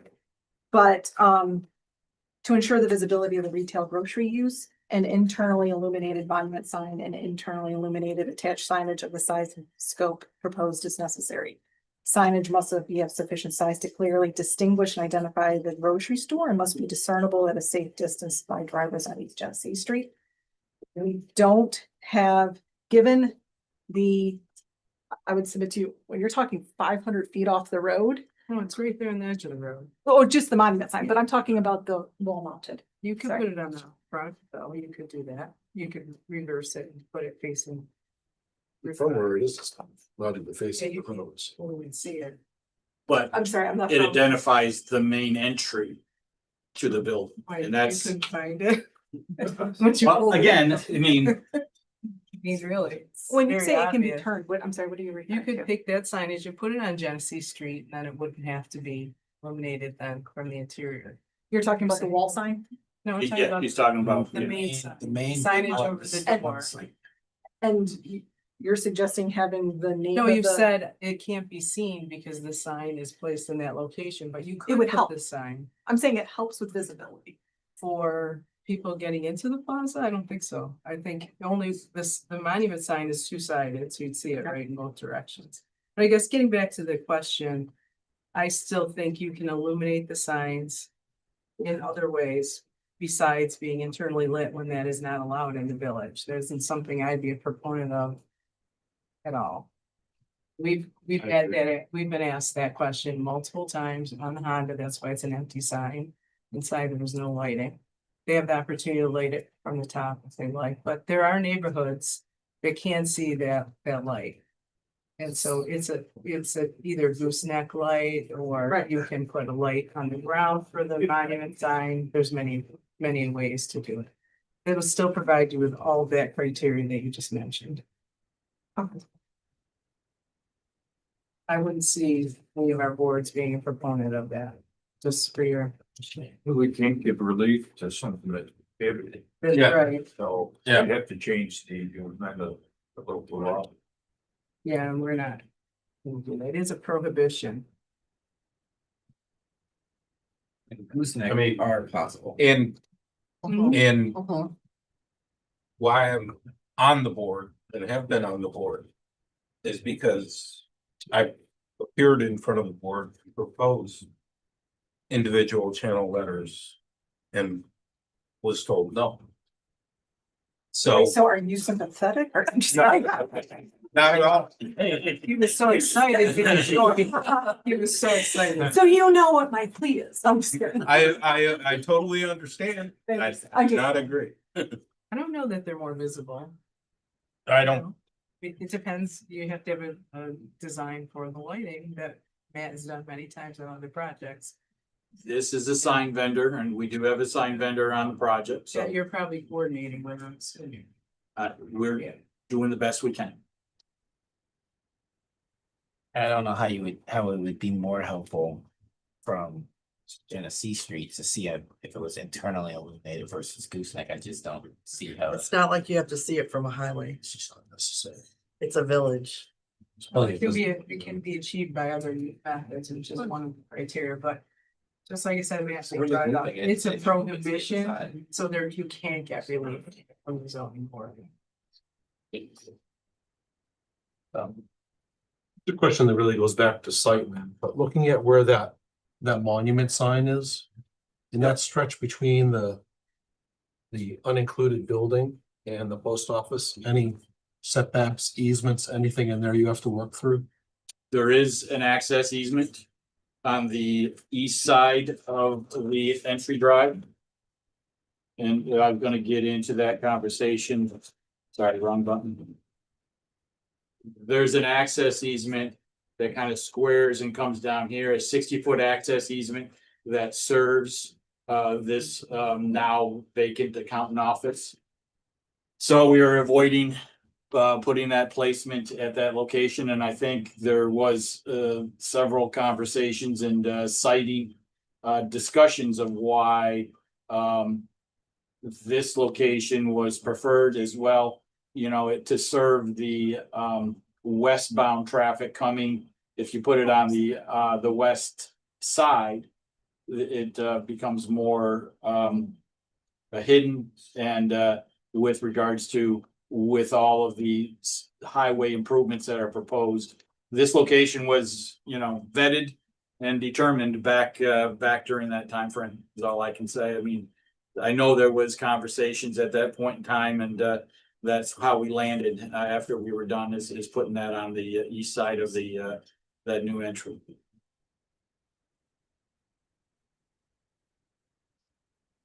So that is not within that easement area. It is outside the easement areas.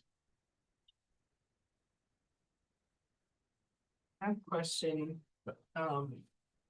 when you identify the logo and the lettering. Is the logo a square? Is it, or is it inside of that? And also, Is it totally inclusive inside that box? yes, but So it we're- doesn't fill the entire box? It does not fill the entire box. Because it's very hard for us to make recommendations on something, because when you look at that facade. It is out of scale in that it's really pressing the edges of that triangle. And what I don't understand is, are the letters gonna go all the way out to that box? If so, I feel it is a little bit too big. I'm not saying a lot too big, but I do feel it's really pressing that facade right to the eaves, which would not be aesthetically pleasing. Trying to get back to it.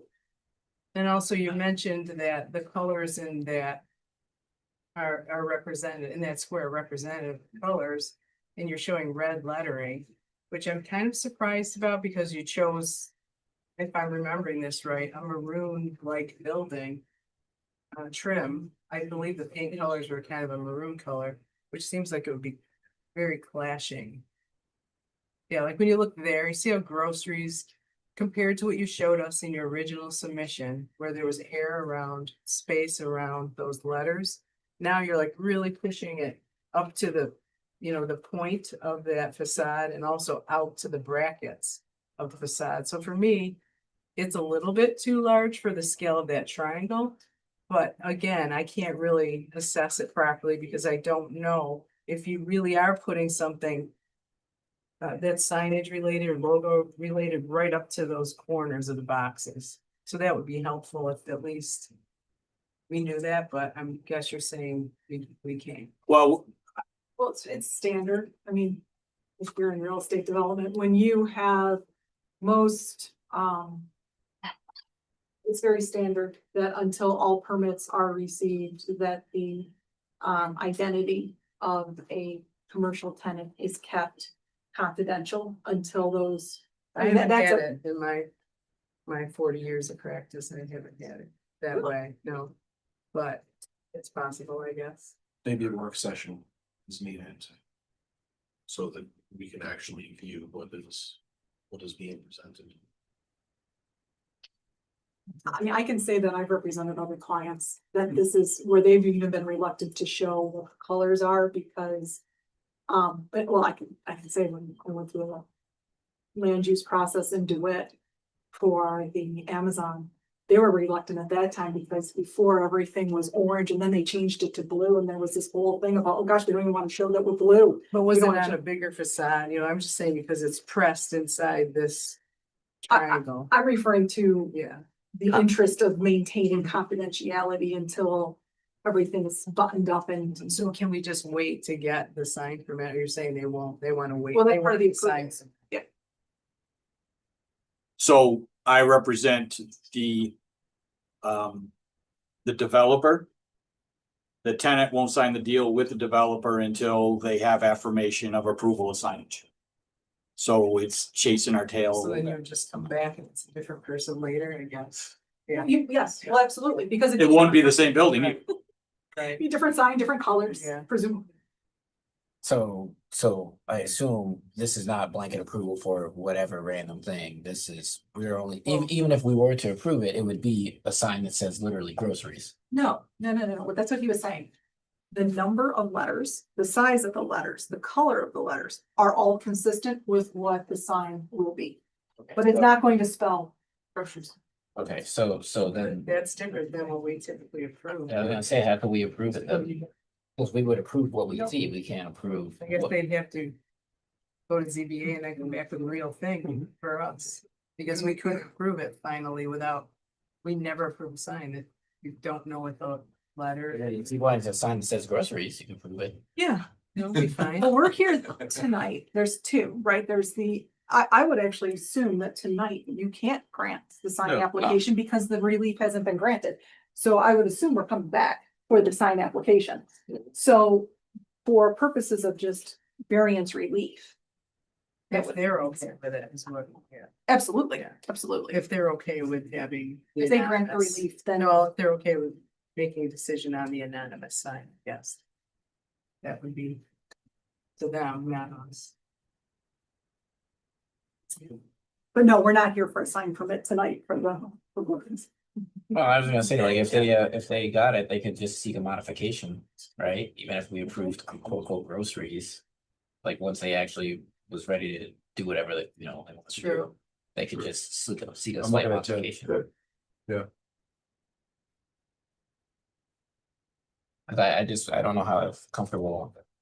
We would be if we, because that would set the precedent that you can Yeah. you can submit a sign that looks like A. And then put up a sign that looks entirely different. Agreed. Well, not entirely different, again. Oh, is it the gonna be a number- square? Oh, you mean the logo? I Is thought it you were gonna be talking about square? the words before, but Yeah, but it could be a, you're referring to the logo. I'm referring to everything, but the groceries is like, the groceries is, that's fine. You want to swap around the letters. I kind of have similar questions in terms of some letters may look bigger or smaller than others and whatnot, depending on which letter is going in Nope, which size corner. of letters hasn't changed. Well, there's a capital G versus like a lowercase, S, That's but consistent. okay. But definitely the logo is not going to be a rainbow color square, I would imagine. It'll be multicolored with those colors in a appropriate pattern. Yeah. Within that rectangular size. So I get- it's not from edge to edge or corner to corner. Yeah, I It's guess, within that, yeah, I to guess. give the calculation, the maximum was what was provided. You're fine. It's not even a question about today. It's a question of, is someone else going to come in and say, you guys approved a blank sign? So therefore, when we showed you a sign that looks something similar, that means that we can later on change the sign to something different later on. And then now we have to deal with that sort of precedent that, well, the sign was basically the same thing. So therefore, your approval still means that we get to change it to something else later. That's going to be the question. It actually has less to do with your actual case and more to do with doing. Setting a precedent. Yeah, okay. because you know how much time we spent on it. Yes, the squiggle. Yes, if the squiggle is now slightly too long and that's a different sign, then. How deep is that parking lot out the front of that door? How deep is that parking lot at that point? Oh, I don't know. I could have told you in 2022. I know. Uh, Everybody here knew the exact. Yeah. I was gonna say. It isn't too bad. We're, Scale From where anymore. that is. Anybody got scale rulers? Say it's probably 200. Hold on. Got all my toes. I got the scales right here. 80, Here you go. Bottom, that's in the 40s. what is that, 40? Of course, you. I gotta carry my scales. I've never been without them. 142.80. 142. No. This says 140, so that means it's 280, because this is a 40 280. scale. Okay. 280, well, that was all the way to here, so 250 feet or so to the end of the button. We like to keep in this type of development less than 300. And again, not only was it vetted with you guys back then, it was vetted with this proposed tenant. Because they are very specific on those parking, and actually, there's an equation we go through of how many parking spaces within 50 feet, how many parking spaces within 100 feet of that front door. That is a huge criteria for major grocers.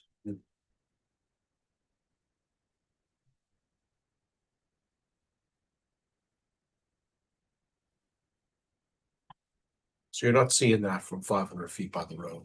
It's at the wrong angle. You're seeing that from 280 feet. Yes, sir. And the relief you're seeking is 5 times. Question. Which either of you can answer. Does the client have any grocery stores without backlit illumination? I don't know. I mean, I think I know the answer to that. I Googled it, but Did you?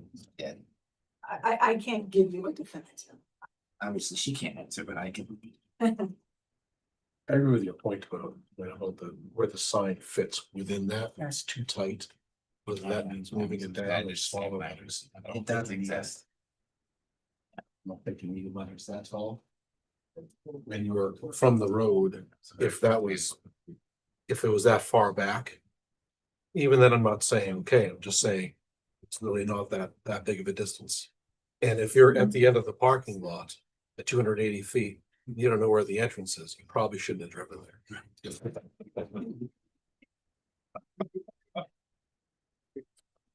Turn around and go home. No, stop. If you can't see that, stop.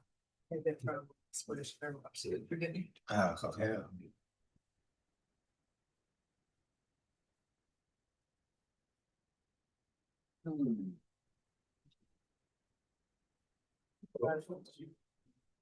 Yeah. What are your thoughts on the signage? Well, I mean, obviously it's a straight no to internal illumination, but the recommendation as to the logo is a little big, the lettering is very big. I guess it's a question of if we were to recommend it, would we recommend it with a reduction? And it's just done a negative recommendation as to the internal illumination. And then I guess the monument sign, I guess, is also a different question. I want to. They're all individual. Yeah, Okay. so the monument sign, the only thing, I mean, looked at the meeting minutes from when we approved it, so that monument sign, there was some discussion. Not documented there, but the columns that we have running across the front, I wanted to point out, Matt, that. I know you said there weren't changes from this, but it looks like some hangovers from the previous, like you see the hedge is a double hedge, the one that's in the middle of that green open space, that should be removed. Because the hedge is out at the walk with those columns. You remember the columns? No, Yeah, see that? I get it. I'm just trying to, Yeah, what was used as this base think for it- this graphic? it was a hangover Because- from a. Because, the latest approved drawing, Well, the I had- latest one was a black and white. You had this rendering too, when I looked at what was submitted. So I just think it was left over from before. this might have been one of those right to the earlier versions when we showed the signage, Yeah, but. so I just wanted. But I to point certainly- out that we would take that out. You don't need that extra hedge in there. But where you had those columns that register with the walkway and also on the driveways. Those were the Tennessee limestone that looks the most like our Onondaga limestone. Yep. Now you can see that's been used on the splash car wash. That does come in a stackable for those columns, but it isn't mentioned on the monument sign on your detail, but that would have to be. To match that. The Tennessee limestone, the Paragon supplies is facing stone. If you want the columns to be masonry, you could use that facing stone as well, but they do have stackable. Full chunk limestone too. But now we didn't have a location that we had used it until Splash was built. It is a good, it's really good, for a good replacement for Onondaga limestone that you can't get anymore. So I would just like to And- see that on the monument sign. That's as right, well. Paragon. Is, I have to tell you where it comes from. It's from Tennessee though, it's cost effective too. Yeah, I think for me, monument sign. It's in scale pretty much with the post office, which is the nearest area. To it, that has a monument sign. So I didn't really have a problem with that, but I mean, we can't do the illuminated, obviously, but there are other ways to be done effectively. But I agree with you, John, that the others are larger than I'd like to see them. I'd like to see it more in keeping with what they proposed to us the first time. However, I think if we're going to make a recommendation, we'd have to make a recommendation of a size. Ma'am, are you also referring to the nameplate sign, or you are just referring to the logo and? the Right now, walls? I'm logo and the grocery, You were- groceries. Okay, I just want, when you said the other signs, I wasn't sure if you also meant that you thought the nameplate sign was too large. Well, I see the logo and the sign, I guess is two, the logo and the grocery, I don't see as one sign. No, I meant the The nameplate. outdoor signs. She's talking like- about- I the haven't pickup truck. spoken about the nameplate yet. That's what I was just making sure. Okay. I mean, the logo and that's a whole nother discussion, right? That we've been at before, the logo versus the sign, is that two? Is it part of the, Oh, because it has words on it. yeah, I right? Because I think it's as. You haven't told us that, but are there words on that sign? they said there's words. On the logo? On the logo. It's the Yeah, groceries so words. those are two signs. in That's our- how we've approached it. Yeah, Yeah. but for us, we haven't approved two signs with words on them. I'm Really saying, presenting 4 signs. That's what I said. Or not. 4 signs, relief of 3. do you count the other side of the monument though? That should be, No. So we have 1, 2. The nameplate sign is 3, monument sign is 4. okay, so I thought you were counting the two sides of the monument. I don't know if that's clear in the code, if it's one sign or two when it's on both sides of the monument. Ted, The code officer is that. Signs of- 2 sides of a monument, is that 2 separate? And Because sometimes there's only one. It depends which way the directions. Or it's just that, but does it count as 2? It'd be one Does it count side. as 2 sides? Or does it count as 1? Yeah, I said it should count as. It seemed like it would count as one. Is the post office subject to the regulations? No, I was gonna say, on federal property, yeah, I don't think they're subject to anything. they're not. But that, it's bigger than ours, so that's why this one feels like it's. Oh, the monument sign is okay enough to me. Yeah. It's a little. I will say, working on federal projects, they're not subject to, but they like to be good neighbors. Like to be. Here they went big.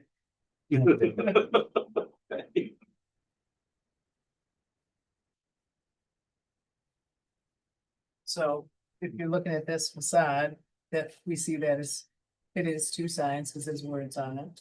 Yeah. What's the maximum size? Oh, can you go back to Honda? What was Honda's size? The largest sign that Honda had? One on the very front. I think it was 14 inches. The logo was originally proposed, I think, 6 feet. Yeah, You it know, was. down to- Well, inches or 14 inches max, I don't know. I'm not surprised. Okay, I thought that was 14. it might be 14 inches. Oh, it was 3 signs which exceeded 12 inches, so I'm guessing it's 14. So Did you measure them or you found them and? Nice. Did you crawl up there? I've. Back in 2022, I got Scott Freeman's application. So I don't have it exactly in my head what those dimensions were, Yeah. but I had the Kepler Freeman package. Size. I'm meant to be focused on what's over that door. What's being proposed as 5 foot. Oh, it's. I mean, they could probably do bigger than Honda, but not. Because they have more of a, they're a little bit further away, it's less, Bigger building. it's a bigger building, further away from the street, so that makes more sense, and they have less, at least 200 feet of the parking lot. And it's not facing the street, so. I'm not sure, the sign's only for the people in the parking lot at this point. Yeah. Right. But you also want it to be at least proportional to like the main entrance, so it's clear that this is, the store and a main entrance.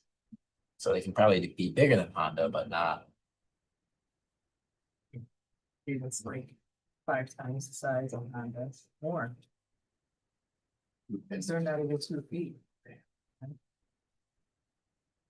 It's almost need, did the sign company look at it in any other size that you have available, or that was the only option they had? Do not know that answer. I do know they looked at what was graphically represented back in 2022 and try to replicate that, and that's when the decision corporately was Can you made show that again? to, yes. To me, that feels right. Well, I think it's because it has less letters, so it doesn't go all the way to the edge. You're supposed to Keep see. going, keep Straight going to the one. Henry or whatnot. You proposed Oh. as part of the original submission that was not a signed submission. Yeah, that one. This one? Yeah. It's not multicolored. Ah, come on. Yeah, but also just see how it, Yeah. how it Because lies. it's- Well, it is inside. lower. It's So certainly actually, lower. and hang on, 1, 2, 3, 4, 5, 6. Well, but it is closer to that, to the first shed roof, let's call it, the first shingles, yeah. It's further down. What color was that, Matt? Do you remember? That trim that was around it? Was it like a dark brown or a maroonish? I can't Yeah, it was some type of a dark brown. I'm not a color person. Yeah, we had a board, I think, but. it Yeah, looked we like had, yeah, maroon. when the architect visited, we had sample boards. You know, we'd have to look that up. I didn't see it. Notes. But that was my concern, is it was red, because this looks very maroon in your presentation. And like the red, it would be kind of clashing, but. But you can see there's more space, and you can really see the bracketry of the building, and we worked hard to try to change that facade. It just has a better character, and there's that Tennessee limestone in the bottom, and XR limestone. That massive. So that's my. I think it can be achieved with a smaller font. It just can't be pushed up, so we end up in the same situation again. The logo and the name, if they make, and you go back to, there we go. So like lower Yeah. groceries down. Actually, yes. If you lower groceries down, it wouldn't be all the way to the edge. Right. And then if you lower groceries and the logo down, they also wouldn't be so close to the edge. It would be white space. And you're only talking 280 feet, so it's not like, oh, but they see that from 500.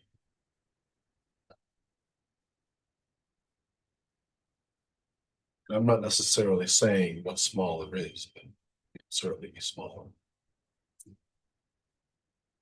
Yeah, I'm gonna get our price to determine that, you know, they would have to come back to us with what. Yep. But that's why I don't think they can do a recommendation like that, it just says, we think it should be smaller. I don't like you have to give a specific feet, but the problem is it's It's hard. not really our job. Yeah, that's, Between say what it would look like. So while we're discussing, and I'll refer to Nadine and the proposed tenant. But it was mentioned potentially a work session in which we can flash potentially or not. I don't know. It'll be totally tenant responsibility. But maybe with these conversations, that would be our best next move if that could happen before the meeting, because it sounds like that's the direction we're going. But And if you can't, like we're saying, I think, given like we just didn't do it, where you could approve a box, but then you'd have to come back in afterwards Yeah. to say, this is what's inside that box. And quite frankly, in that conversation, I would propose our sign vendor, who is out of state, be able to, virtual in. So they can talk about the lighting, and potential, coloration and stuff that I fully admit I'm a blockhead engineer and I deal with dirt, so. Well, I'm not sure that having a work session to discuss and have the tenant's identity is relevant relative to illumination, because that's just a hard no. Right, so Right. that so doesn't it has matter. more to do Okay. with the size and place. It's more, right, for Right. whether or not the logo, how much of the logo takes up the square that is being reflected. Right. This is more of a rectangle, it looks So like whatever the it's other one was a square, right, that's the difference too, you know, but. I don't know if that's a work session or you just wanna resubmit something. I was gonna say, I mean, like, I don't know. For me, I mean, it doesn't really. If we approve box groceries. Then that's what we approve. I don't know if the answer is that you can then swap out box groceries for something else. No, you No, have again, to this is come just back. This is So- just for the variance, really. Yeah, so I'm not really sure if we really need to, to see what's inside Bob's Groceries or not. Right, It's- for the variance only. Right. Understanding that at the sign permit stage, that there's going to be a different expectation. I think we need to come back, submit that doesn't reference illuminated, specifically for shots at the size of that. Hey, I'm sorry, Two different shots at the size of that font. when you say a few different shots, what do you mean? I'm not gonna say That make it's it 5 feet, Me 10 design. feet, 3 feet, or 2 feet. with that. That it works with what we're talking about to try to give space to the area around the bracketry of the building and make it more proportionate other than kind of push to the edges, Like a sign maybe you even get in there. bring it down a little bit, like, I think go back to your original submittal and model it after that. When you are calculating. May look What else you got? Microphone, you'll give me. And I don't think I want you. That's in the rules. What's your question? No, when you are calculating size for like a logo. You know, like, for example, take, Goes by height a little bit. But it's no, not. but like, for Yeah, example, logo. take the circle of Target, right? You would draw a square all around the Target circle. For what the logo is in between to give an idea on what the size is, right? You don't, do you accept? If it were Target, the circle? For You can the measure size. the height of a circle, the. Hey, Yeah, But a lot of Mike's been- signage, they don't Hey, measure. Mike, Typically, it is the box, and that's That's why what a I'm box was thinking. created. But again, we'll. Yeah, when the boxes, When you are making it- calculating this, I get it. when you're calculating the size of the sign, so for example, like the logo. Because that's one of the questions on how big the logo is within the rectangular squares, which. I get it. It's like the it split. would be. No. So the question is, when you are calculating the size Stretch of down the the box. sign, no, the square. Do you draw a Well, square that's why they have to cut. around the the square, for square example, I give the, if it were. Target with the circle. You would not just take the area of a circle, you would require a square around the circle to come up with that variance relief. Yeah. It's X, Y, not pi r squared. Your square feet you're talking, is that what you mean? Because that's how your signs are measured. by They're square measured in footage. height. Specific height. But isn't it 20? No, it'd be 12 inches wherever. We get logos that are different shapes. It can't exceed, well, Okay. can't exceed 12 inches. It's not about the square foot. And that's why we asked for that really. good. So that's why I asked you the question, inside that rectangle you're showing, you're telling me from top to bottom of that, that is the logo dimension from top to bottom. That's why I asked the question. From a nose to a tail, that is the Yes. 6 foot dimension. Yes, ma'am. And from the right to the left, it's the same. It might have Right edges. to the that are left, and different. it has edges and it has curvature and it's got whatever else, but yes. But if it didn't show those little corners, those 90 degrees corners, we may not feel the same way about it as we see. I understand. So we're forcing, Something other than square. or rectangle. well, sure, we can accept, we only care about how high it is and how wide it is. It's not, there's no magic to it, it's height. In both the letters and the logo, well, and with, height and width, like the. because the width applies to the facade of the building. Mhm. So, yeah, it's not a square footage, which is why I'm wondering why we have to see it as a square. Or a rectangle, because that is hard Yeah. to determine for us and the ZBA if we're comfortable with it. If it truly is of scale on that facade. Understand. And also, we need to look at logo like that, if that's two signs on the same face. Because it's not a logo, it has words on it. How do we treat that? Yeah, It's 2 signs. Well, and Logo, so the words are part of it. So it's another sign, and that's Doesn't that's okay because they're seeking a variance for it. yeah, it would have to be two signs on the same facade, because it's not a logo if it has words on it. I'm not completely opposed to Just the signs same with of the the back. same. Yeah, I don't mind, I'm just saying the way this is presented isn't. I think he said that the square box counts as one sign, and then the word groceries counts as another sign. The little Yeah. nameplate counts as one sign, and then the fourth sign was the monument sign. Right, that's right. Do we have any comments on the little sign, the nameplate sign or not? The nameplate. Yeah, that one. Yeah, I mean, I don't know if that really. That big of a problem. Doesn't impact. Slightly higher than that particular height. What's the size of is, oh, I see, it's supposed to be 12 inches and you're what? We're 1 foot 2 3/4, That's okay. 14 and 3/4. That's, We want people to see that as a driveway. It doesn't. yeah, that's fine. Yeah. I know they're gonna. I mean, yeah, obviously no internal illumination, but. Okay. So you'd like us to return Mhm.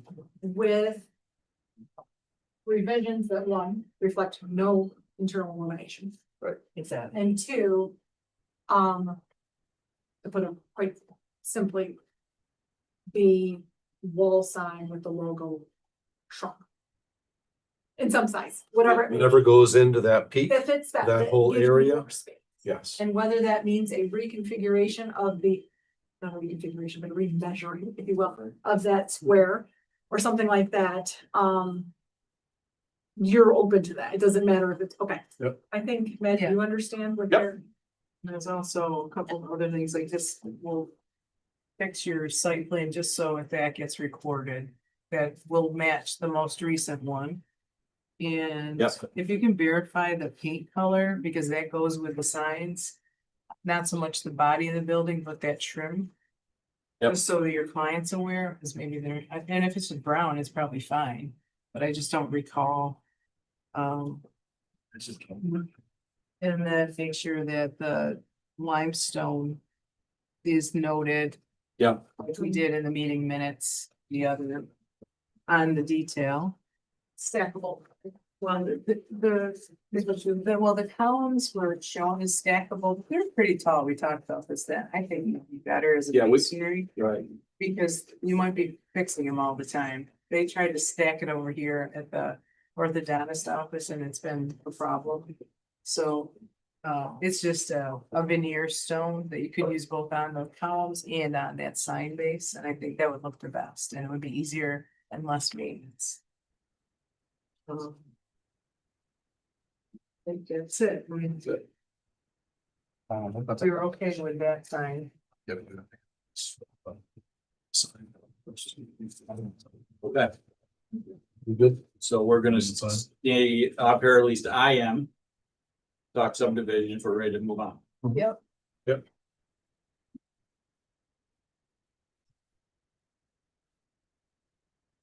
Stand over here, this is driving me crazy.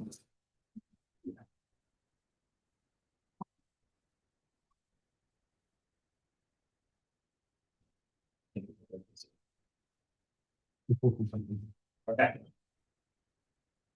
So on this subject site, where did we end up? We all know this is a acronym BCP, Brownfield Cleanup Program Site. In the process from the approval to some legal delays. And in that process, the environmental team from Ramboll and the ownership team, which is really Ramboll, has turned over the responsibility of the final BCP program to the proposed developer. So the proposed developer has brought on, you might know the name Jim Blasting, local guy who does a bunch of hazardous remediation work as a local geologist. He's a Manlius guy, but with gray hair experience in BCP programs. So Jim is taking the lead now on the BCP program and the negotiations with DEC. I'm gonna say, now that we're into February, I would say November, December discussions that Jim has had with DEC. There was some conversations of separating out the developed portion of this subject site to the northern field of the subject site, which is zoned residential. We've got to get back to my fancy green point. That separation line coincidentally follows the village zone line separation of the residential zone to the industrial zone. So everything south here is industrial zone. It also happens to be our developable portion of the subject site. The industrial zone does kind of have this little triangle. This piece here associated with the old railroad bed is industrially zoned. So, but for the most part, from west to east, we are following that zone line as surveyor located it. The one thing that we've made it inclusive for this subdivision is the existing pump house, the pump and treat house. Sorry, I don't mean to do that. The pump and treat house. Yeah, this is a sharp one. You can't use red or blues on TV screens. You got to have the greens. So we wanted to make the pump and treat house inclusive of this upper portion. The potential future goal of, and what DEC is saying is, even though it is quote residentially zoned, they would like that north lot to be restricted to no residential single family development, part of the BCP program. They, so the strategy, the team strategy under the advice of Jim Blasting through the BCP program is, let's subdivide these two pieces out.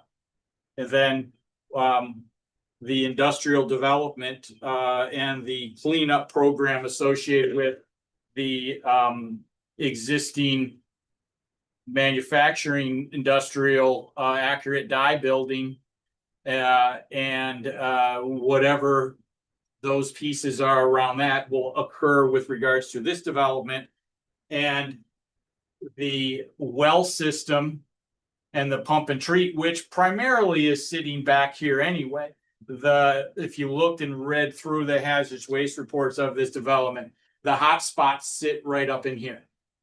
So there are several wells that pump and run into the pump and treat room and then recharge back to groundwater. So that's been, we used to say 20 years, but that's been a 25-year ongoing pump and treat program here on this site. So the purpose of this request for the 2-lot subdivision is for BCP. The requirement by code and zoning is that you need to provide proper right of access. So we are following with an easement right, following the roadway that gets up to the pump and treat room to provide that legal access for, which actually is by my surveyor. Likes to be me closer. Okay. Can't be that close. Exists. Charges before it came. I zoomed in. So my survey team provided the actual meets and bounds, the easement right. And part of that subsequent piece in my application to the planning board shows the meets and bounds of lot 1A and lot 1B. That's how they identified it from the survey team. As such, that's our request here before the planning board is to separate out these two parcels in that form and manner. So Matt, tell me the ownership you're proposing again for the two parcels. The lower industrial parcel will be that ownership group of Northeast Real Estate Ventures.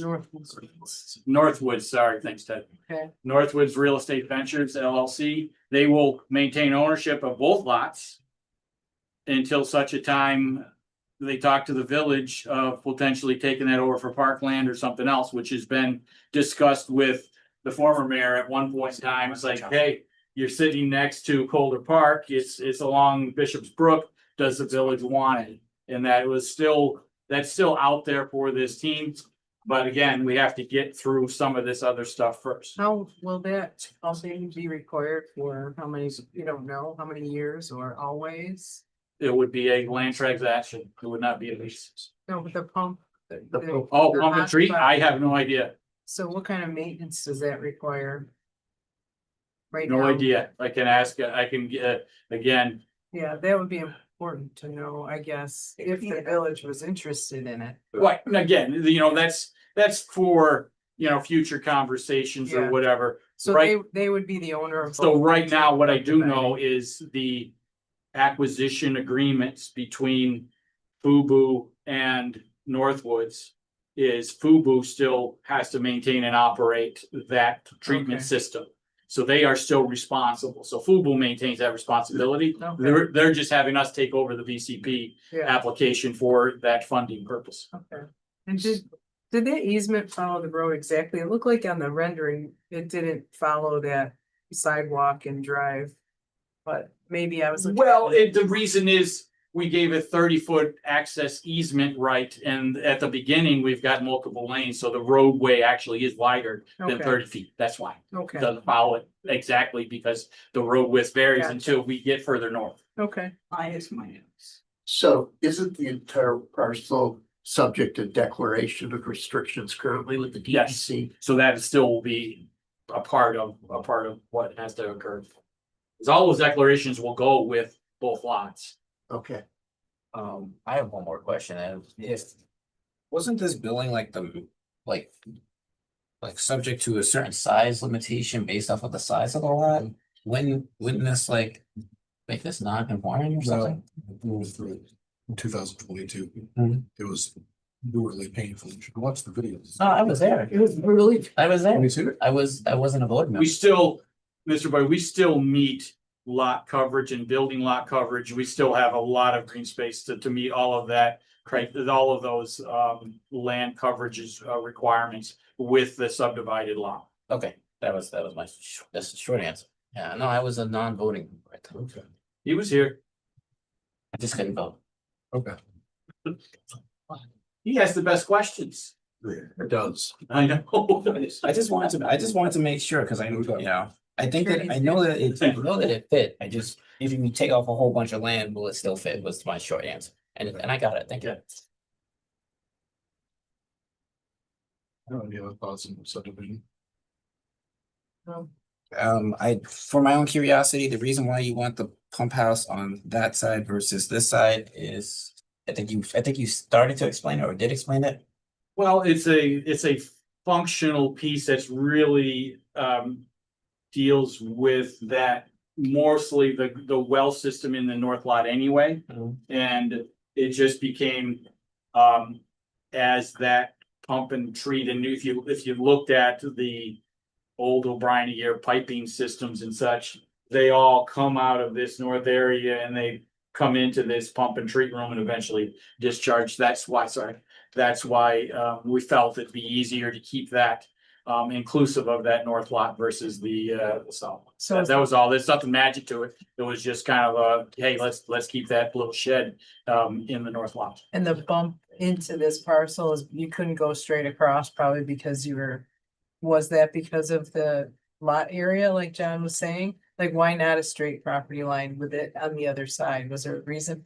Maybe there's I don't grading. touch you. There's probably grading. Why not bring the divide Yeah. line down a little bit so that there's not the giant? Follows Follows the the zone. residential and. I was just following the zone line. Oh, you stayed right with. I the- followed exactly the So zone the- line and then bumped the out. Zone, and bumped out. And then I bumped, so that little notch Okay. out, is it still in Yeah, the that's industrial fine. zone? Okay, That was my only, just wonder if there's. that a was my reason. only thinking. Okay, that's a good one. Again, blockhead, keep straight lines following something else. Now, not necessarily relevant, or, oh, no, I was gonna say, not necessarily relevant, just because I forgot exactly where it was. There was, I think, electric car charging somewhere in this area, maybe this corner. Is that, That was part of the discussion is the e-chargers here and that, again, this graphic doesn't represent all of the Nah. particular pieces, there's, but that was the intent. And again, we'll have to go back to, it's been a crazy world. New York Power Authority lost a lot of their federal funding. And I know this through other projects I'm working on where we were going and putting fast chargers on a lot of different project sites, and they, as of December of 25, they lost a lot of their federal funding. So that's kind of where a lot of the fast chargers came in. Now, whether or not, and you would want the fast chargers on a facility such as this, where you can get literally an 80% charge within a 15-minute plug-in. The reason why I ask is just because if it's over in this area, I'm curious if this driveway in any way changes the setup of the electric charger Will system. that driveway be used a lot to? Yeah, I was gonna say. Well, again, I that's thought the it was over in perimeter. this area, You look so- at what you're pointing to, that's the perimeter access road coming right from the signal. You know, so that the tail that goes up to the pump and treat room really is that once a month pickup truck that goes up there to kind of maintain it. And so But it's still asphalt paved as proposed. if the electric area was in this area, I assume this little additional area. Should affect, you still have full access to that area. Alright. Faster than they thought. That pump house pumps nothing south of that line. It's all north of that I line. pretty much, for the most part, I can't tell you exactly, but there might be 1 or 2 wells in our proposed parking area that we have to maintain. And then, cause there's nothing in the building itself, and that's kind of some of the unknown. What happens when the portion of the building that comes down is what's under them. That is still somewhat unknown, although they have have done some testing and it's come back pretty favorably, but that's, as you know, the pinholes. So, you know, when we open and cut that 18-inch thick slab, we're gonna find some things. Access road runs right into the pump house. I was at. Well, that's the easement, right? But yeah, I mean, again, at this scale, the 12-inch drive will go around that pump house. Yes, that's this. I mean, you wanna subdivide it, and have to go by the pump house to get to your parcel. Or you want to go stay away from it. Well, I get it. I mean, again, the functional piece really becomes to access the pump house. That's how we were thinking. Again, so I'm not worried. But I get your point. Do we want that access, do that back lot to be further to the west or something? Good point. I mean, there's nothing saying we can't do that. Something. Yeah. Because I think if you. We're past site. So you may need to put It's something. a property, or if it ever became a trail, right, you wouldn't want it to. Yeah. Stupid question. Why do we call it the Hall of Dead or something? Again, the surveyor, he's pulling that off of the existing deeds and the deed search and such. I mean, I can have him rename it anything. we want. Yeah, I just, That was- I didn't know if it was impact that lot, No, just impact that lot at all. which is their lot. This building. And again, I think when they go through the abstract search, this is kind of like a grandfather label that they're pulling off.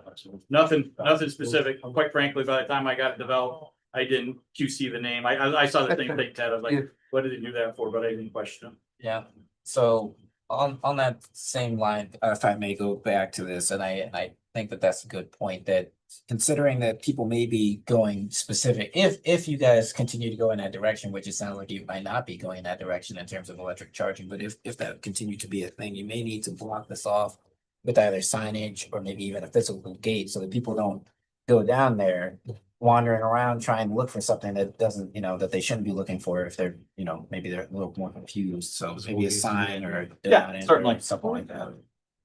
And like, what if people walk from the parking lot into that property? How are you gonna protect from that, or does it not matter? Is it safe for people to walk around back there? Just as long as they don't dig a hole and drink the water, it's perfectly safe. Clean it up. Sign. I mean, that's- Well, they've been doing The meeting cleaning. DEC standards for 25 years. But we want it cleaned up. That's why we want the development is to clean the whole thing up. The only remaining piece, ma'am, is open treat area. Whoops. My backyard, where people have parking things. Let's try to stick to. what we- Right along the back property line, you're saying? And that is really outside of this scope we're talking about. As So I want to make sure it doesn't delay whatever cleanup they're gonna do. Because the last property owner was supposed to clean it up and they didn't. The other danger that is the drop down to that creek. Get killed. Yeah, that's a steep. I think it's a good idea to have a gate, some form And a of no sign. trespassing signage, Yeah. something along those lines. Yeah, I don't think people should be walking around there. With, in the original plan that there wasn't originally like a road this going this way. I'm pretty sure it was curved off, right? Or did I- No, that's always been there. Always That been pump there. station. At one point in time, we had a parking field back there. Was it paved always? Can't remember.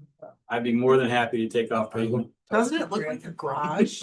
Does it look like a little? Yeah, it's just a little That's shed. a little shed. Yeah. Whatever it is, just maybe something to indicate or fence off or something saying, don't go that way. It's easy to do. Yeah. Anything else? Can I just ask a quick question? When we're talking this subdivision and the back is residential, I thought I heard you say something about single family homes. Is that potential? It's zoning, Yes, the current zoning is R1. yes. So does that mean that there is a possibility that we could be sitting here down the road? and Not someone according to wants do that? DEC. DEC is totally, that's the restrictive covenants with regards to the environmental cleanup is no single family home residential. No multiple family either? No single family, to my knowledge, no single family residential is allowed within this hazardous waste cleanup zone. So what we are potentially talking about is there is a once we get through lopping these properties off, is coming back to the village trustees for a zone change. I believe there's an open space zoning a code or a zoning ordinance that we would ask for that to be open space rather than R1, because R1 does not apply with regards to what DEC is telling us on that property. But before we can even go through that process, we need to subdivide first. So again, that's a stepped strategic approach that the development team has been talking about. There will be an open public comment period. And I would love a work session too, to just keep in mind that there are properties that are butting right up against this. And I know back in 2022, in a while, make sure that it's done right. Make sure that the developer's held accountable to buffer everything so that we can sit in our backyards. That subdivision approval does require a public hearing, which It will. is set for the next meeting. So there will be a period where If- we can stand up and talk in relation to it. If it's on this side, the bump out for the shed, would that still make it qualify or not qualify as open fields if there's a shed there? Anybody know any instance? Okay. Okay, well, space, for certain kinds of structures that goes into C required structure. Okay. What is the next step of this? Notice. So, well, this has been the initial presentation. So. I mean, if the board wanted to schedule a hearing, you could. I would just note for the record that we should not consider the application complete yet. Because that starts the clock. Okay. You have to act within 60 days. There may be other questions or issues the board or the public has.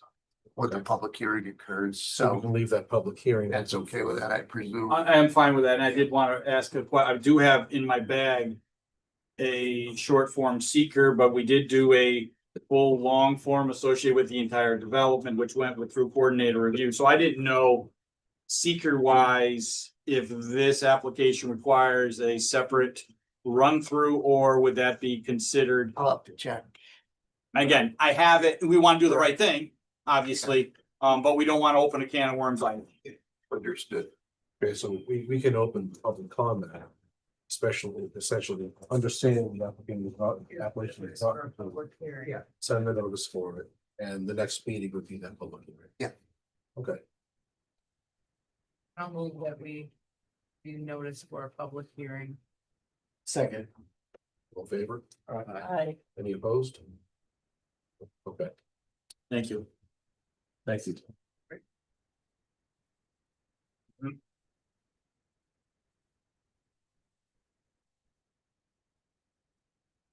Yes, I think you know, electronic. Thanks, Ted.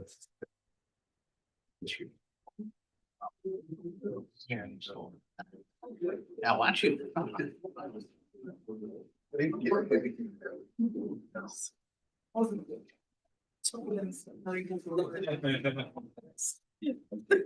They always do. They always get people more. Is there any way to project something on the screen or like, I would admit to have it ahead of time or some out of link. okay. Even if I join the meet, like I'm on the meeting, is there any way to do it from the meeting? How are you? Like the actual, the webcasts? It's a live stream, but it's Oh, not. so I can't do it that way either. I mean, I can show it on my screen, and I can move the screen. Yeah, we've got a plan for that, sorry. Okay, sorry, I just didn't know. Thank you. Thank you. You have to do it. All right. We good? I think they can do it right without. Yeah. Go ahead and do it without. So my name is Bill Murphy and I'm here representing Flintstone Cannabis Company. I've prepared another diagram as well to go along with the application that I can pass along. You'll notice it's your zoning map. And it has some distances and clearances kind of called out around based on the local cannabis law that was approved a few years back. This is just another diagram that kind of outlines a little more around the zoning map within the village of Fayetteville. So there's a couple big kind of blocks of color and there's some other things, but I'll kind of walk you through the diagram and hopefully it'll help kind of make things a little clearer. Can you introduce us? Yes. Absolutely. Yeah, absolutely. So this is an RB district, this property that we're considering. It is not in the let's see, the L, TB, or CB districts.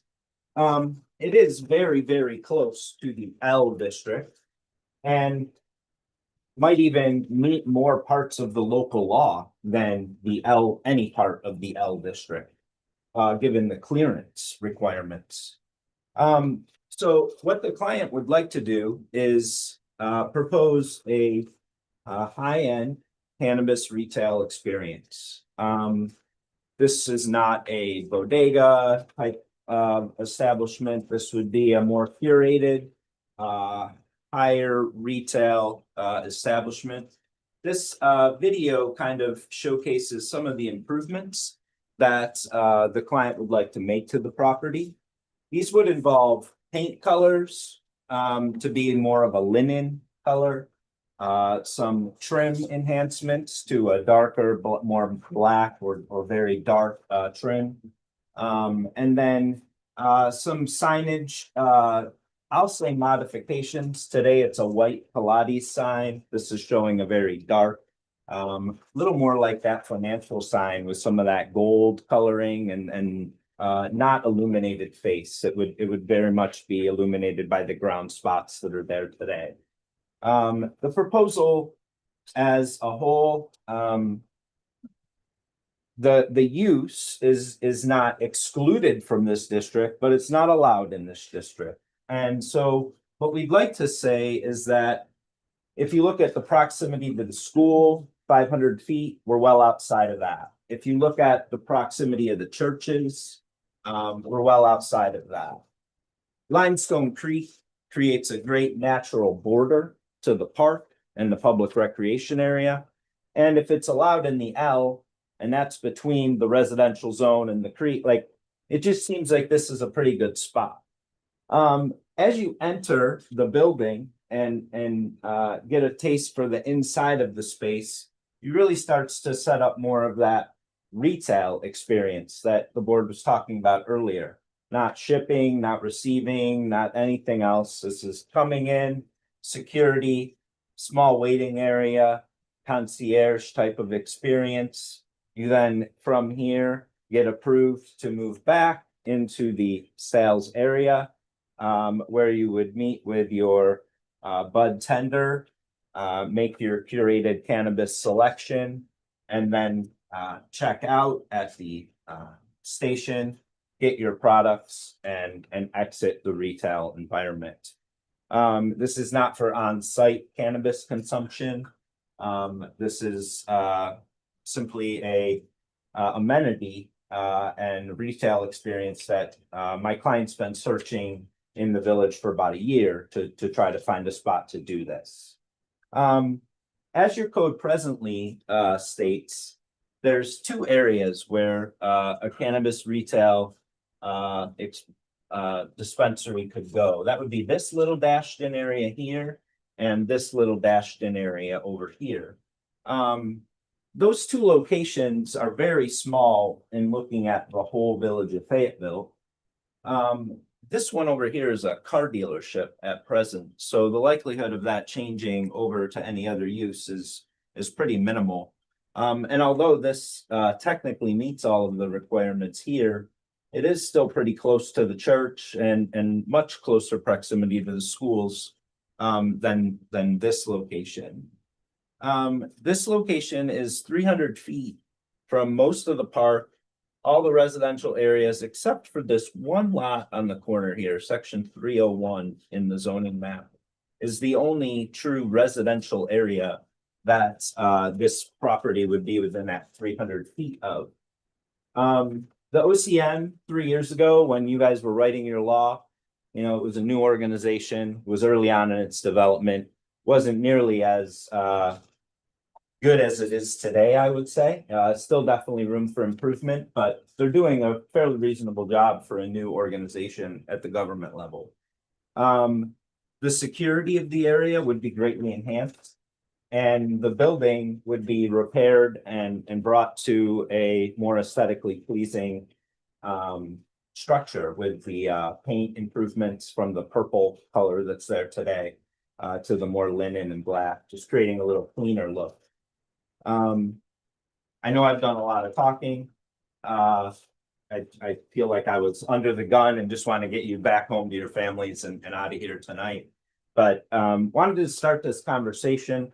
Wasn't really sure if it was go to the village board of trustees and then come back to you, because I feel like they're gonna ask for your opinion.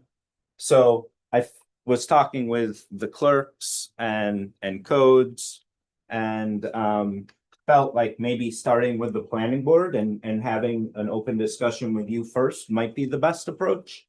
But that's kind of why we are here tonight. And with that, I'll turn it over to you for any questions. Is the main entrance going to be off the parking lot Yes, or that's from right. the street? The main entrance would stay off the parking lot.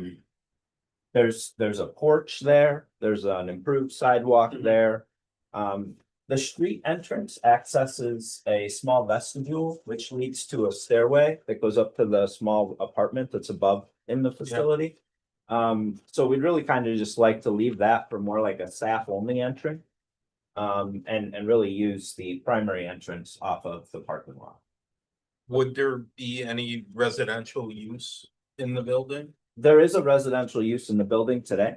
Yeah, but is it the intent of Flintstone to? No. I think they could do either, right? But yes, Eric is here, so if you want to take that out. You'd have to be 300 feet from the resident. Well, so the way that the code reads is that it's 300 feet from a residential zone. And this is a residential business zone. It's not a residential zone. Right, it's both. Well, it's different than it's. We get. And how does it work with the people that live above the Hornets house? They're not restricted. They could be a mixed use. Right? Mm-hmm. But as far as he's Is concerned, that 300 feet from? they're within 300 feet. Be residential business. But mostly in this location here, we've also prepared in this packet that I gave you this evening, this additional map of the tax map. What this shows is just really what is the use in this area. And really it's retail, apartment, business, parking lot, vacant, restaurant, apartment, town hall, open area, bar, apartment. It's a lot more business focused. And with it being special permit, allowing it to be in the RB, it still has to come before your board to get a special permit for the right spot. We do like that this is tucked off of West Genesee Street, not right on the main drag. And, you know, we don't have lots of weed leaves or big signage of that nature. This is a very small elliptical sign on a post that is already there as a structure and an element. We're just changing the branding on it in a slight way. So yes, we will take the apartment use out, but there is a small apartment up there today. You mentioned security being increased. Yeah, so we're gonna put cameras up around the perimeter of the building to monitor the facility. These cameras will showcase all four corners, all the entrances, and then there'll also be enhanced security inside the building as well with the security staff IDing people. And then that security team will also maintain that there's no on-site premises or any consumption happening within the area, much like a bar and a bouncer would not allow drinks to be drunk outside of the bar. It's part of running the establishment properly. And the OCM and all of these other state enforcement agencies keep tight tabs on those regulators. Just speaking to the site itself. There's a lot going on in the zoning. This is a walking neighborhood. I live over here and I'm not driving there. I'm walking there. People are going to come from here. Okay. It would make sense that there's some way to get them there. If this is not an entrance, and we want a planned method for them to get there. Okay. And I think that's something we can definitely figure out. If the This is an active walking neighborhood. This will have a lot of visitors from just walking there. It's true. I was gonna say, cause it's, that's what they do, the Fayetteville, party in the Thursday plaza. nights, yeah. Yeah. I was gonna It's say an that. active walking area. I I probably- guess 90% of the people in the village who walk their dogs in the morning. It's bad. Yes. I see them all. I don't. So, I mean, yeah, we definitely could work out a pedestrian pathway to better tie into the sidewalk network. Yeah. Usually I'm a pedestrian person. I do. Are you just going too fast? You don't notice it in the. No, I know. No, I always stop. That's how I normally 90% of the time get to most of those places. Studio. Pushing the show away. Yeah, ultimately, it will need to go to the Board of Trustees. So there's no fixed protocol for how to stumble as we go forward here. Yeah. Whether you That's guys exactly want what I to feel take like it under consideration and Residential come up zone. with some kind of concept under which you think it Yeah. would work, then refer it to the Board of Trustees, but ultimately, the Board of Trustees would have to figure out how to get the RP district. So if they did amend the code to RB use, RB different areas, so. Yeah. They can still have to go through the same process, the distances. Yep.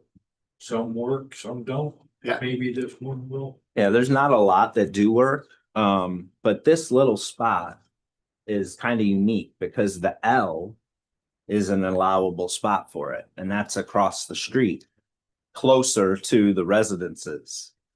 So it works out when Joanne knows this. I'm not sure the rest of you, I don't know all of your backgrounds, but every once in a while, there's these weird little pockets that happen, and this is one of those weird little spots that we think actually works better than some of the spots where it could be allowed Under the current. under the current zoning. So rather than try to get a use variance, because we just don't think that's really worth anybody's time. We think that this is a better approach to try to ask the trustees for a slight amendment to the law to allow it in the RB district, still with the special permit, still with the purviews of the site plan review and coming to the board to obtain that special permit for the property. So you still get that layer of looking at if, is this really the right spot for this? Right, I did take a look at specifically at the law, and it does say 500 feet from the lot line of any school, 200 feet from any house of worship, or 300 feet from any residential zone areas, but not residence itself. So the fact that they're ones across the street seems like it would actually be okay under the law itself. Because they are, For those stairs. because they're our clean. Yeah. I mean, it's Yeah, still, what's the code? What is the? unless 300 feet. The code change. Yeah, there's Yeah. code changes coming up. Oh, well, I don't know anything about the code change coming up, so. Yeah, there's a committee in place currently reviewing the current code to update it. Yeah, Okay. We're a ways on it. It's not immediate. So I just wondered if there was discussion with the committees or the public about it. You recall? With the committees, yes, I don't recall what those discussions are, but they are being mindful of it, but you bring up some interest. This was not considered in those, and I'm gonna take this as very useful, thank you. I can email that to you if it's helpful, as a PDF. No more email. No more email. Yes, I can, Patty, absolutely. I'm good at this, I'm gonna, I mean, that's just so I'm you, generally- there's a call out of the whole map and then it shows you what section. So, and all the notes are right out of your code, so. I generally don't disagree with not counting zoning, math from residences, whether it's residential, residence, whatever you wanna call that. I don't disagree with this, it's gonna go anywhere in the village. I don't dislike the spot. I like that I saw it on Genesee Street. I like that it's a I think it's a good spot. good looking building. Like, I think this, you guys, they do a good job. I think this would be a nice look. Have some zoning stuff to figure out, but Yeah, I mean, there's no question that you guys operate very professional, location. In, never sell the buildings. So assuming they never sell the buildings. but, I mean, you know, I'm probably the closest one to there. I can walk, I'm right on. No, I would Berkeley. definitely walk it or scooter it. I don't know whether my little dog would make it. Hop on the scooter, I'll put him in a. No, It's everything. no, she needs a helmet. No, I think I think you're right. I think the spot, the location is probably as good as you're gonna get in the village. We would at this point do nothing. I don't think we can do anything because as I'm looking at this, like, you don't even know whether it, because of the language of zoning, we don't know whether this is even able to go there. Never mind, just because of the way the law is written right now. I mean, the best you guys can do is note the discussion, and if you've got a recommendation. The positive. Board of Trustees. More importantly to the zoning committee, the zoning review committee. Yeah. I think that the board of trustees will defer to that until that is concluded. It's just a circle that I don't like where that ended up. Okay, No, I'm just putting it out there so you realize that they recognize that there's a lot of things under review, a lot of changes going on. And like you, they're open to suggestions and ideas and things to consider, but until that's settled, I don't know I if think- anything could happen. exactly that, we make note of it right now. I don't think they want to wait the period of time that we're talking about for that. That's a long It's process. just something But I that they think know about, they can this- consider. Not a formal referring, but this should be brought to the trustees as a, hey, get a work here. So what is it, the proper format for that is So- a note in the minutes, a reference to it in the minutes? Correct. Okay. And then would we have an agenda item at the village board of trustees? Not yet, Or- I don't think. I don't. No, Not as of yet, you would need to probably submit something in writing to the Board of Trustees, the mayor. so would like, I guess, I'm just trying to figure out what our About that, next steps would be coming out of here. Work with Karen to come up with, Okay, Application to An modify the application. zoning. okay, then it would go right to this. There is one. yeah. So write it more as like a letter as opposed, because we probably don't have a form to fill out for that. Not specific, it's usually in the form of a letter. You write your request, Okay, what you're requesting in the form of a letter to the Board of Trustees, something in writing, and then we will find out when they can hear it. And then we would, our notes would be in the meeting minutes that they. That can be supplied to them, yes. Oh, so we can't actually recommend anything because we can't forward it. I mean, the recommendation to the village board of trustees would be to consider appending local law number 4 to include the RB district. And it would be section 187-7I.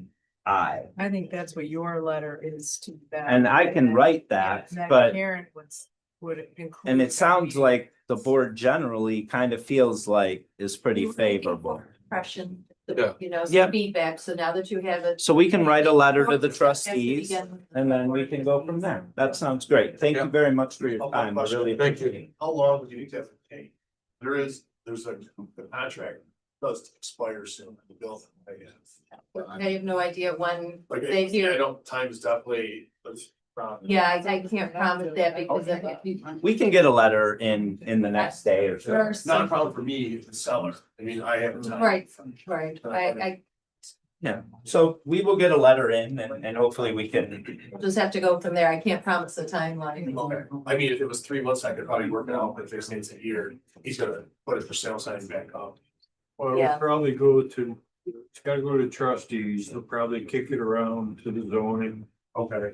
And the board for their recommendation. Back to the trustees. Probably a few months. At least, right? I mean. But you'll have, I think you'll get a pretty good indication of where you're headed early. Yeah. Opposed to later. Sounds like you have something positive from us, but Yeah. the trustees is the one who has the yeah. power. So. And if we We get kinda something talked about submitted that. to them right away, like, I don't know, do they meet twice a month? Yes, do. they do. I don't think we'd be able to do it in time for this next meeting, but perhaps Okay. one after. We're going on kind of bit. So- Thank you. Okay. Thank you, gentlemen. Thank you. We're going in at 10 o'clock. All right, Oh, well, thank you, minutes. minutes. I did review the December minutes. Has anybody else re-reviewed? There was a couple rewrites. You said you were doing it with. No, I Yeah, did. She's done I it. guess took a break. I looked at the drawings. Hold on, we have to come back. That's okay, it's got made up for everybody. Yeah. But I did get, I saw you sent that back to me. And I reread that. Was everybody CC'd on that or was it just me? They were. Electronic. I read it. I thought that it made sense, but do you want to continue waiting or? If you read them, December comment, had yours as well. yeah. That'd be 2 motions, starting first week of December, we can never approve the December minutes. Make a motion to approve the December minutes. Second. All in favor? Aye. Any opposed? And I haven't even looked at the January. As everybody else. I wasn't here. I thought he was So- working with Doesn't matter, Sandy. you can still look at it, you don't have to do it silently. See, now she's laying down the law. She was easier on us before. Yeah, all of a sudden she's the boss. I was being, you said I was being Mike. Who was I being tough to? I was being tough to Patty? Are we closed? No, we're not.